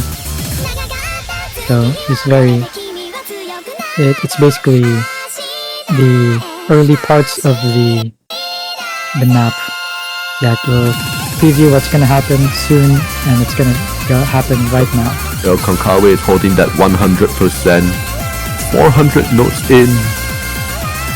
He's held the V2 double S for like the first 400 notes. It's the first 1 mil of ASC. But yeah, Nyasan not too far behind Konkawa, very high accuracy. Ruby with a 99.70, well, something. It's on Big Noob's level of accuracy, really. Actually higher than Big Noob. Saita coming in. Actually, everyone is holding really good accuracies. Let's see if that goes on until the end of this chart. Yeah, we're gonna see. Bancho going hard on Big Noob. Yeah. Okay, we're gonna have some Bancho stuff coming in, but yeah, everyone very equal in accuracies right now. Like, the lowest accuracy, actually, Ruby and Big Noob are mirroring, in fact. Oh, Usyk takes a bit of a hit, and another one. 2 misses brings Pixel 7 with a slight lead. Considering the fact that this is a long map, misses aren't that impactful. But if you miss like multiple times in a row, it just Yeah, like doesn't you see, help. like you see with what Usyk is doing. Couple of quick breaks without managing to get back up to 400 combo. That is going to impact the score a lot. And now Pixel 7 with the 15,000 point lead, and it's just gonna increase more with Ruby and Usyk double miss from them. It's now 23,000 points. 24,000. But on the other end of the spectrum of the high accuracies, Nyasan and Konkawe, they are matching each other. So a close battle between the ACs. However, not too far for the BCs actually. Saida with 99.83, while Ruby does pick up a miss of their own, but it was relatively clean, still maintaining 99.7% accuracy. Big Noob versus Usyk is also honestly not as far the difference as I thought it would be. I guess Usyk's misses were also really close, but unfortunately picking up more than one is not recommended. Yeah. Not to mention 4.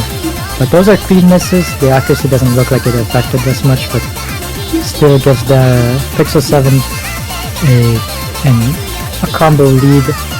And looks like we only have one part of the chart left, the final PI here coming in.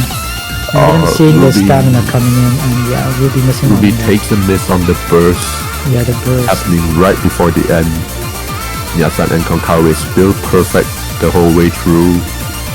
Yeah, actually, we're gonna see, will Nyasan beat Konkawe? In terms of accuracy, that's a 0.01%, and Usyk finds a miss in the final burst, but it does look like Nyasan has taken MVP of the lobby for this map. For Rise 1, 998,000, almost a 999, just 200 points off. Yeah, or Konkawe. The 225 points before 990k. The ratio is insane by Nyasan. Konkawe right behind it, 998 as well. Pixel 7 just holding their own in the Rise actually. And in fact, Impress, it's actually a really good team score by Pixel 7. I mean, Konkawe 998, we already said, but Big Noob 995 and Saita 994. Okay. Incredible. Looks like Play Robeats would have another team that's also really good in Rise if they were to face off against each other. Their scores would be insane, but for now, we have to get back to Pixel 7 versus Rise Farmer. Yeah, especially considering the fact that they're on the other side, they're on different sides of the losers bracket. It'll take until the finals, the first place match for them to meet, but yeah, it would have to be then. So yeah, it's Pixel 7's turn to pick. Now after that Rise 1, would you really want to pick Rise 2? Because it is jump stream and hand stream, so I mean, why not? it seems like they don't have a problem with Rise whatsoever. Okay, never mind. They're going for Hybrid 1. Hybrid 1 also kind of Rise, but has elements in it as well. Yeah. Yep. This hybrid has more jacks, more shields into this. So if you don't like shields, yeah, you're not gonna like this one.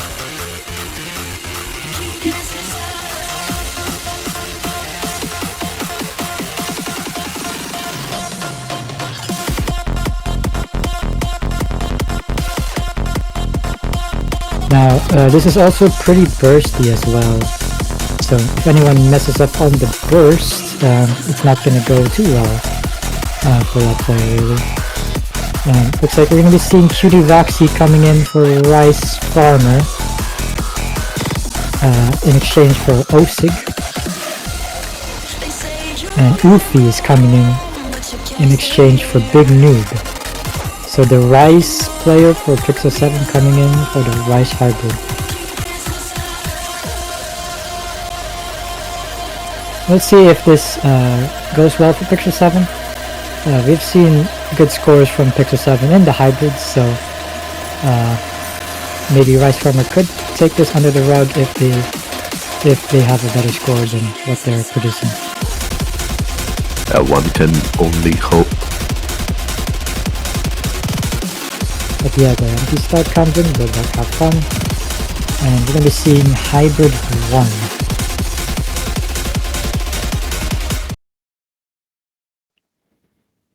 Okay, Hybrid 1, like you say, is primarily a Jack and Shield focus. So yeah, those are two kinds of patterns that will trip anyone up. And obviously, a lot of people would like to complain about shields in a lens. So yeah, in the beginning here, we're gonna see a little bit of that right now. Yeah, I think that was a bouncer miss by Cutie so nothing too grave here for Rice Farmer, and we're gonna be seeing the drop here. We're gonna see these very staggered releases here in this drop. Like Ufi's gonna miss. Ufi's gonna find quite a significant break. Actually, says his accuracy down below 99%. He's actually almost at 97% as well. But really Cutie Backsy with another miss of their own is going to help Pixel 7 significantly. Yeah, Cutie Backsy not only trades but also makes it dirty. That's a 30 miss, and Ruby, like, not we already seen that they do have problems on these LN releases, and we're seeing it again, although a little bit reaching towards the 99%. And everyone else though holding pretty solid scores. Ufi just taking a miss, right, transitioning out from that Rice only section with the one with a lot of trills. Yeah. So yeah, he's going to get his combo reset. But doesn't matter, Konkawa and Heriza still having the full combos to back it up. Let's make the lead very tiny though. Any accuracy drops, any crucial Jack accuracy drops could put this to the side of Rice Farmer. And we're seeing it swing. Okay, so it's gonna come down to the ending here when we're gonna see the winner of this match. Lots of jacks happening over here. Does anybody falter? It doesn't seem that it's going to be Pixel 7's not going to get a clean sweep. Rice Farmer manages to hold on, and they take 1 point for themselves. And it's a breakpoint too. Yeah, breakpoint as well. And looks like Rice Farmer took the win under Pixel 7, under the rugs of Pixel 7. We have a when you see it score by Heriza. Konkawa MVP of the lobby, V1SS actually, as well. Almost 1 to 10 ratio. So very strong score, just not enough for how close the score is. Nyasun right behind Konkawa's score, 1-200, also very strong, 993. Very impressive scores on both sides, really. And in fact, everyone in this match was matching each other, honestly. Yeah, it just turns out to be ever so slightly in favor of Rice Farmers on account of Ufi's kind of a little bit more breaks than what is expected. Than what Pixel 7 would prefer to have. But yeah, they're gonna lose that point because of a few misses on that map breakpoint, and now Rice Farmer does have the chance to bring this back into a 1-point game, and they're going to be playing Hybrid 3. They're going to be picking that one.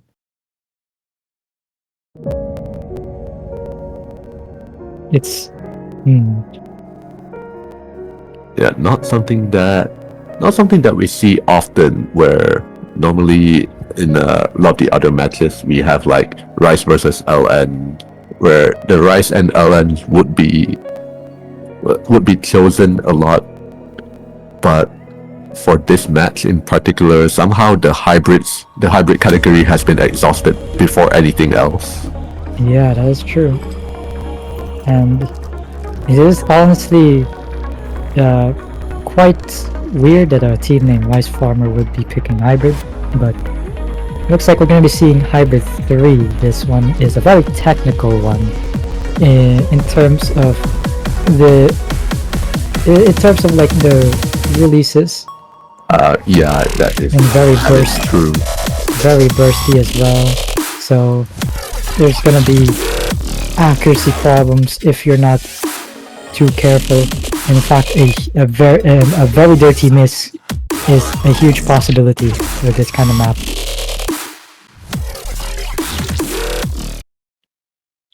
Hey, Rosper's Saita is going to be. Wait, did Saita? No, Saita didn't play last. Saita did not in the last play map. last Yeah, map, so they brought him in for Hybrid 3. Rice Farmer, I don't think they made a change. They Still, haven't. Vaxi, Nyasan, and Ruby. Hoping to build the momentum that they got from taking the breakpoint off of Pixel 7. So once again, we are going to be seeing a little bit of a slower intro. But Saito has already picked up 100, or not 100, 200. Shouldn't do too much damage as well, as we see Cutie Vaxi did also help out with a 200 of their own on one of the release. Yeah, that they do. Saita, I think, got another accuracy drop, dropping them into the 98. But it looks like they recovered, and in fact, it has a better accuracy than Cutie Vaxi. So yeah, it looks like Saita has recovered beautifully on that start. But this is not the hardest part. We're going to be seeing it soon enough after this build-up. Oh no, Cutie Vaxi just takes a drop before transitioning into the denser, more trickier section, and he's not having a really good time. Yeah, these bursty patterns here, whether it's the LNs and the Rice, it's just too, like, the execution of it makes, not only does reduce your accuracy by quite a bit, it also could bring you misses, and yeah, you can already see it with Cutie Vaxi.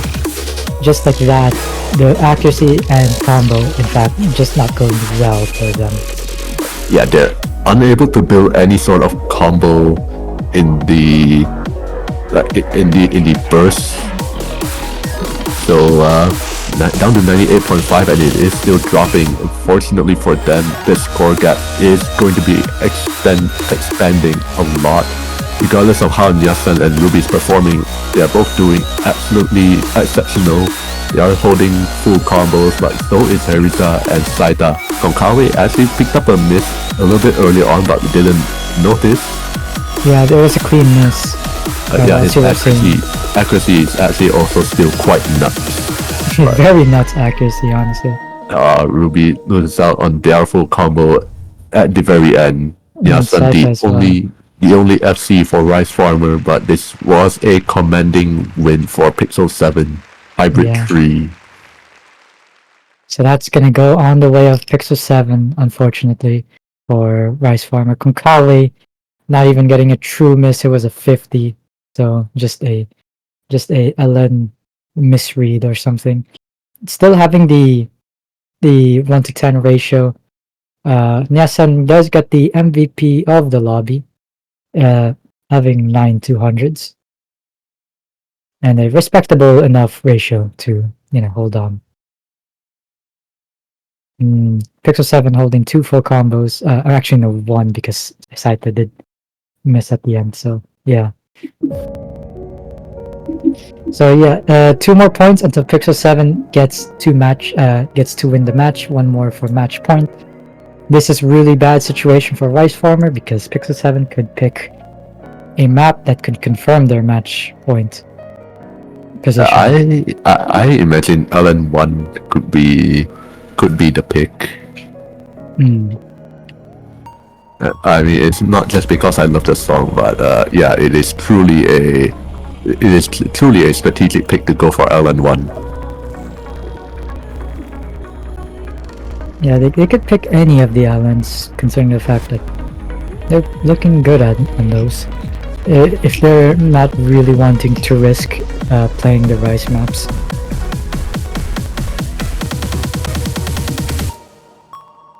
We're gonna be seeing Usig coming into the lobby. So it could be a rice map. Or actually no, it could be LN because well, Pixel 7's still picking, so yeah. I still don't know what their pick is though. They're gonna have to wait for a bit here.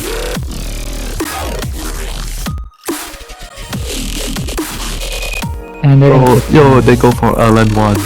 Yeah, they go for the one that you suggested. I love Pixel 7. No, I hate Pixel 7. I hate Pixel 7. Bruh. But yeah, they do pick the Vice 5, which is the technical one. Interesting choice. The technical rice map.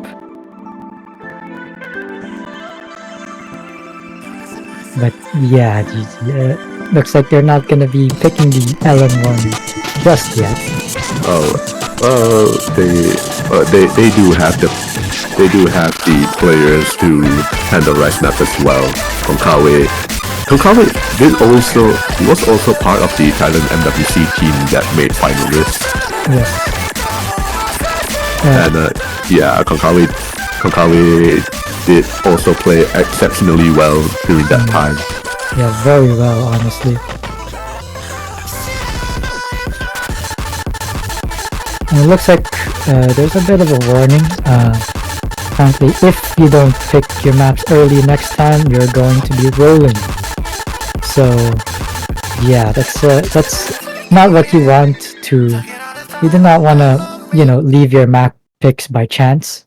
Speaking from experience, playing a match just by spinning a wheel. Well, I mean, that sounds like the best way to pick maps. Just give it a chance.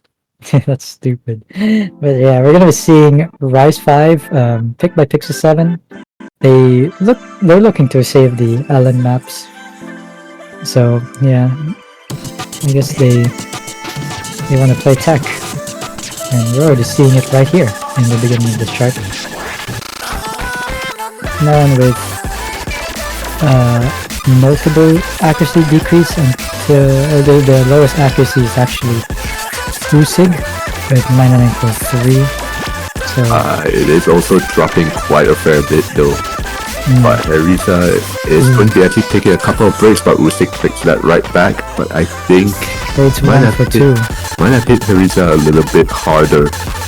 Yeah, you can say it's a 2 for 1 pick, and you can see the drop coming in. There's little to no breaks in this map really. Like, it starts off strong. This is one of the only few breaks you're gonna get. And after that, we're back to more tech.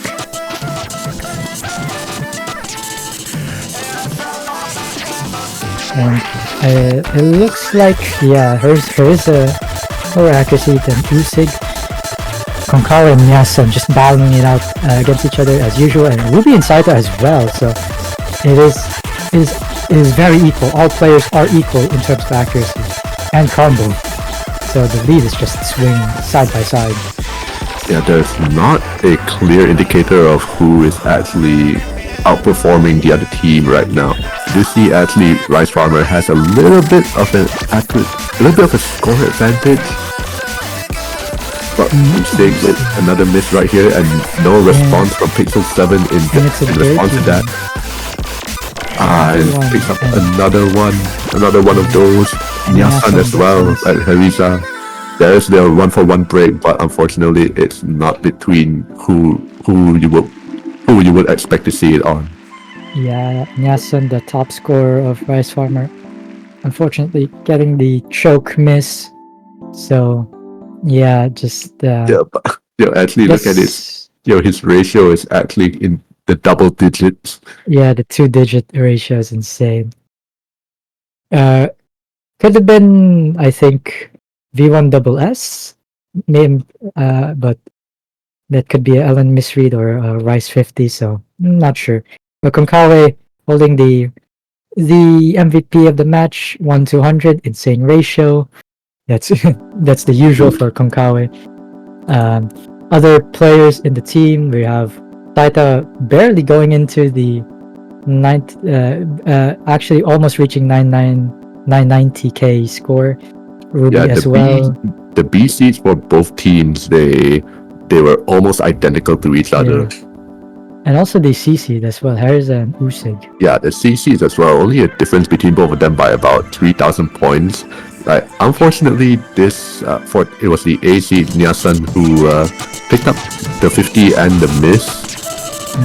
If he didn't do that, I think the score would have been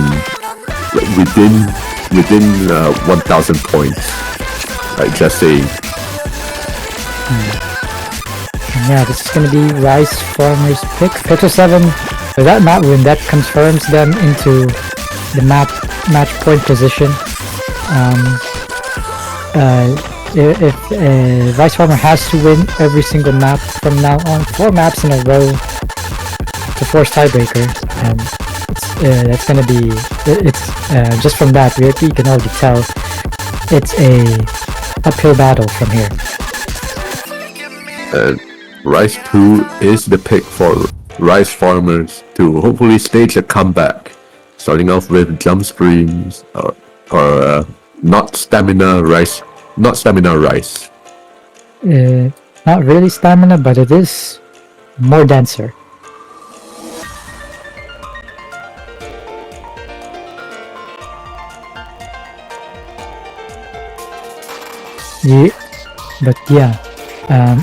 The last Ki is something to watch out for both teams, because it's when it just becomes continuous. The density just becomes continuous at the end, and it looks like no one's gonna be switching out players here.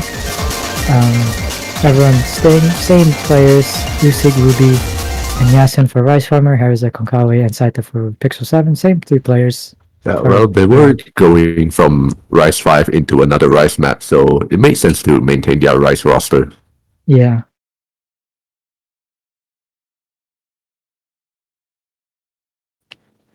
Okay, match point for Pixel 7.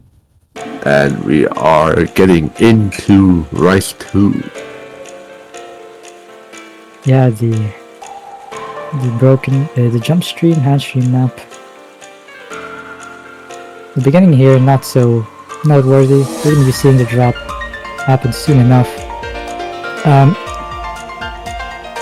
We're going to see these players hold good enough accuracy that would hopefully, bring into the drop that's coming in right here. Yeah, I didn't want to mention it just now, but yeah, Usig actually picked up a 200 really early on, but it's not really that significant since it was like within the first 50 notes. Everyone very equal to each other. It's just that Usig was not able to, just a little bit of a deficit between Nyasa and Konkawa, but yeah, other than that, it's very close in terms of the accuracy from the B seeds and the C seeds.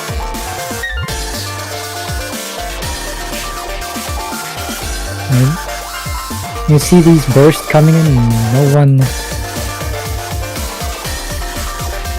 no one having huge accuracy drops here.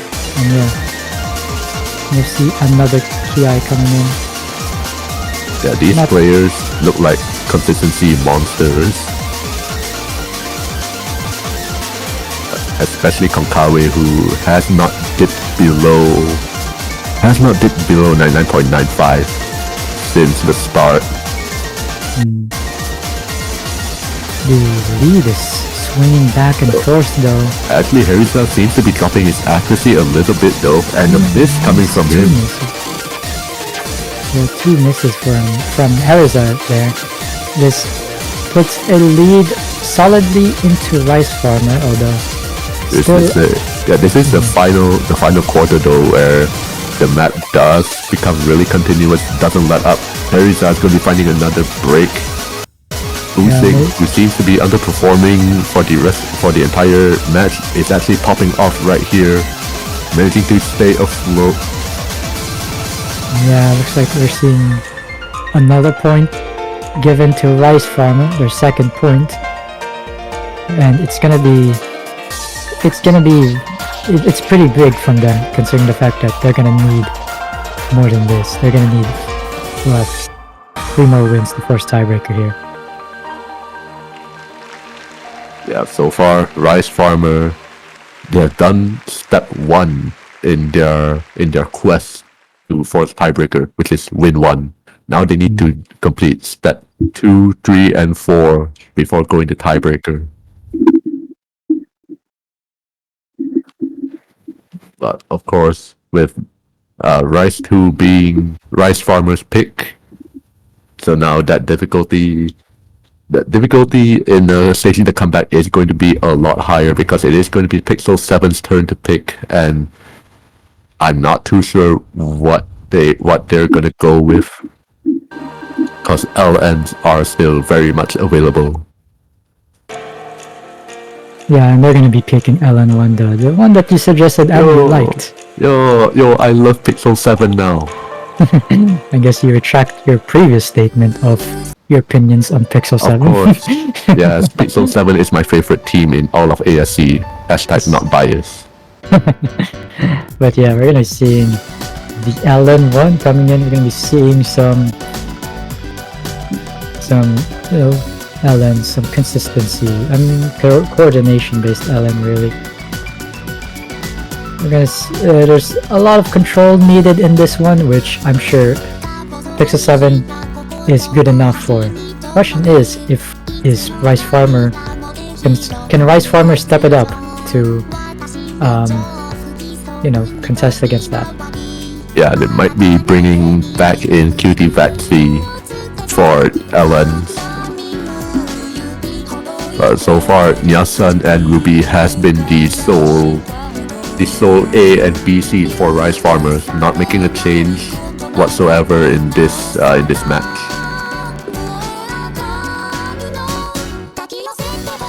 But we have not seen the other A seed Rico or the other B seed LEC.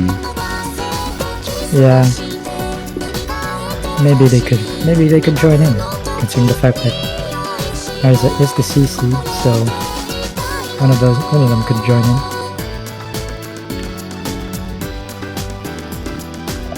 Actually, a swap has been made for Rice Farmer. Okay, yeah, Cutie Vaxi is going to be the C seed for Rice Farmer. And Ufi coming in for Pixel 7.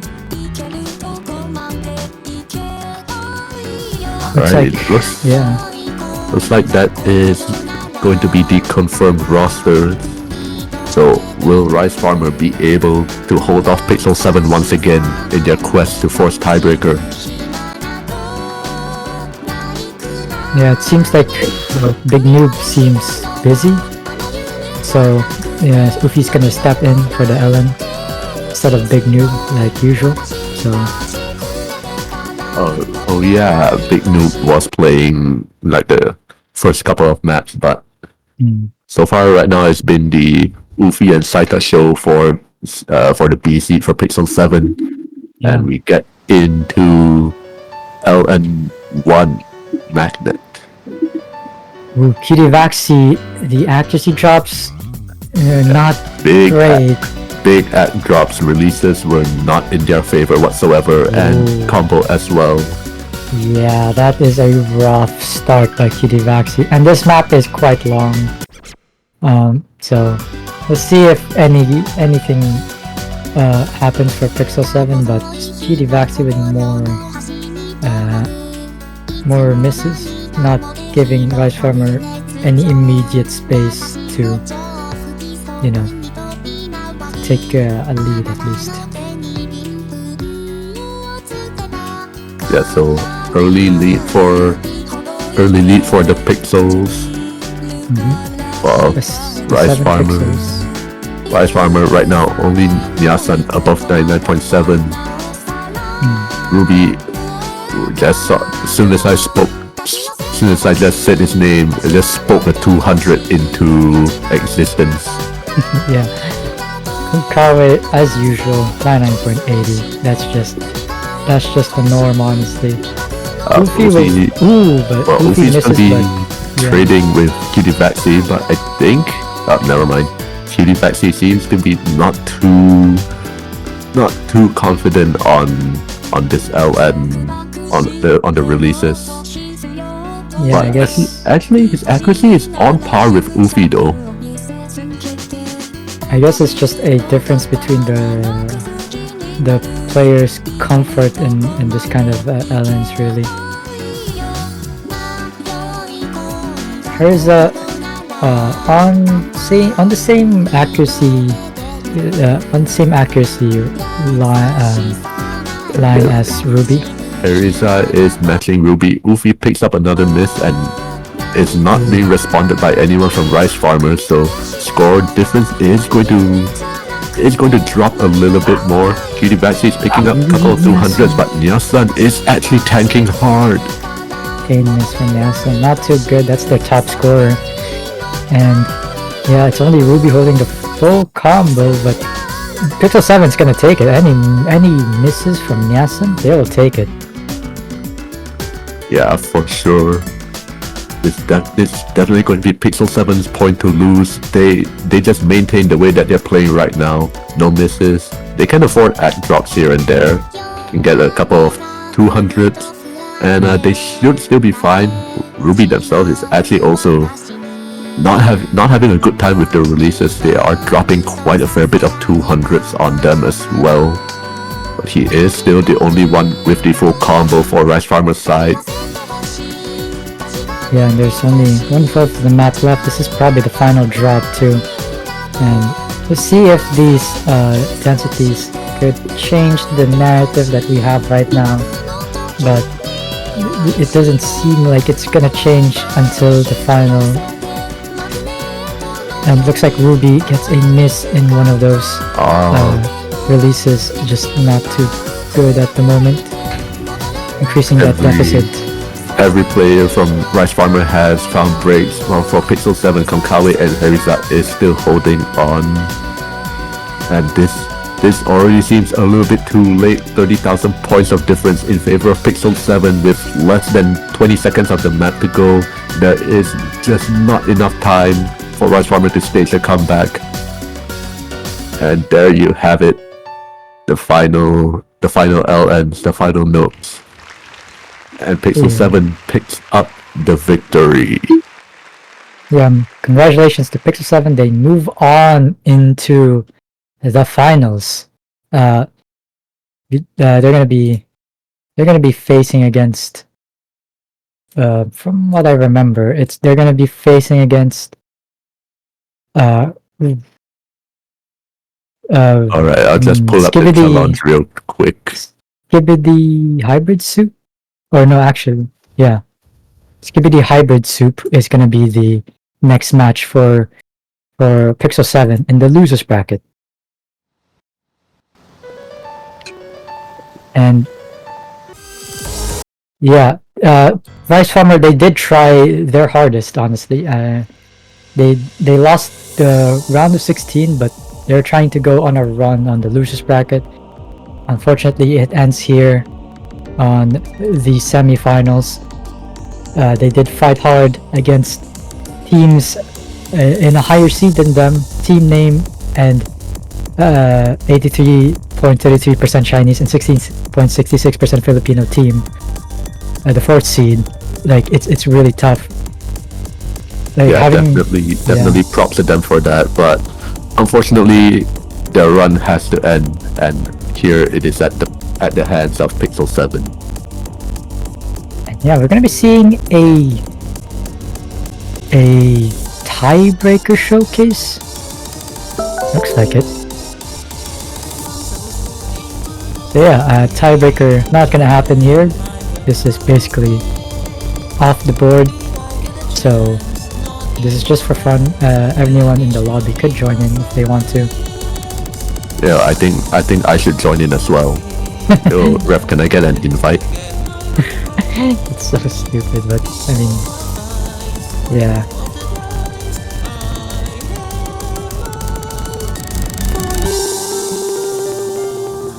Yeah, this is, well, kind of a what-if scenario. Of course, not everyone is going to join in. For example, Nya-san is going to take a break from here. But yeah, we're going to see how terrifying this tiebreaker is. We already saw it from one of the previous matches, which was the aforementioned 83.33% Chinese and 16.66% Filipinos versus Rice Farmer, this team. Yeah, Rice Farmer has already played the tiebreaker once. Yeah. So But I guess this is, I think this was Pixel 7's request to play it. yeah. I'm gonna be seeing Rico. We haven't seen them yet in this match, so yeah.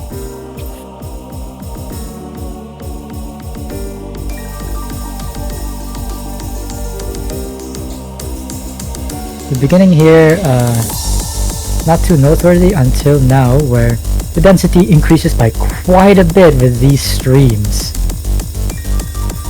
And mixed in with these LN density as well, it's actually looking pretty tough, this beginning part of the map here. We also see a little bit of a few quads here.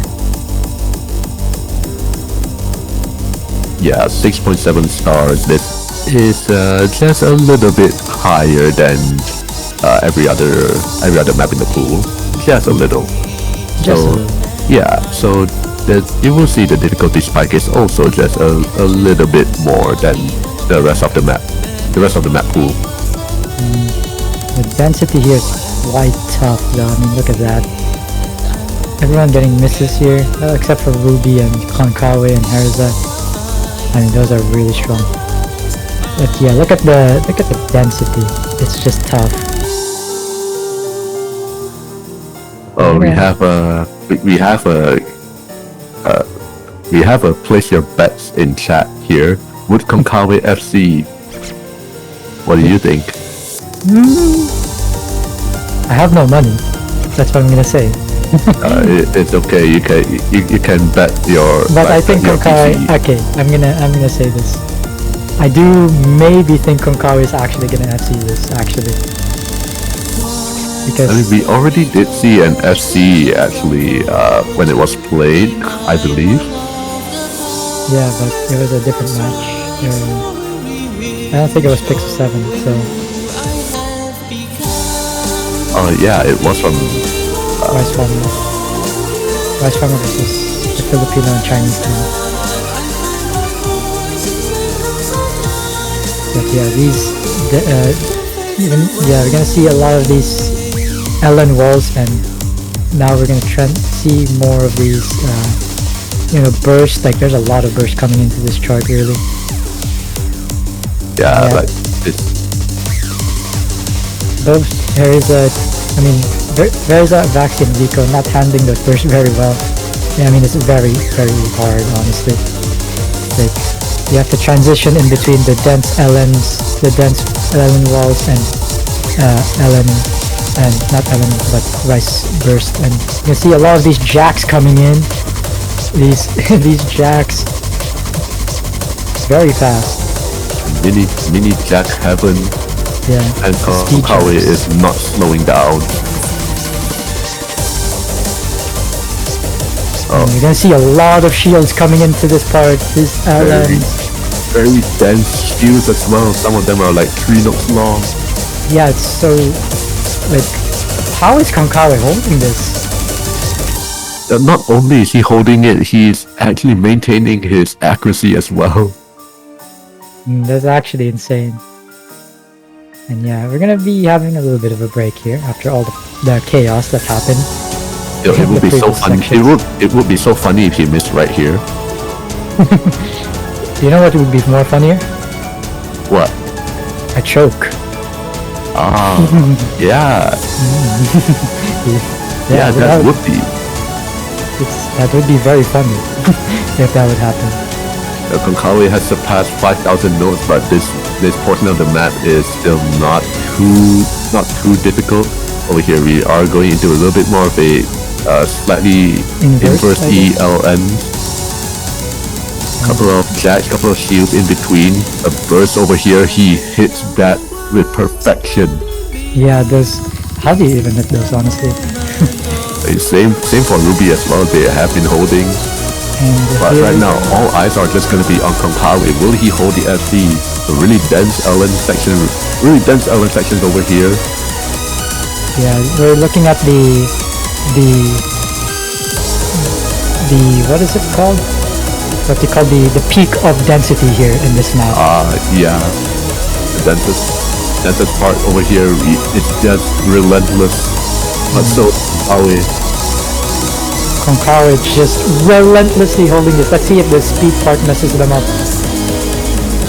Yeah, transitioning over into a rise speed section. It slows down here. 7,000 combo. The man cannot be stopped. They cannot be stopped. Wow. That's an FC by Konkawi. Yo, it would be so funny if he were to accidentally release his LN.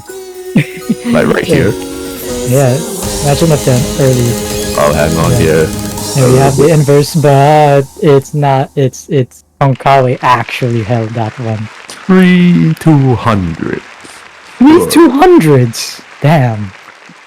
Guys, I think this pool is too easy for Konkawi. I don't think he's like gotten below 990k. Wait, is that true in this match? Wait. I don't have the MP link open. I have it.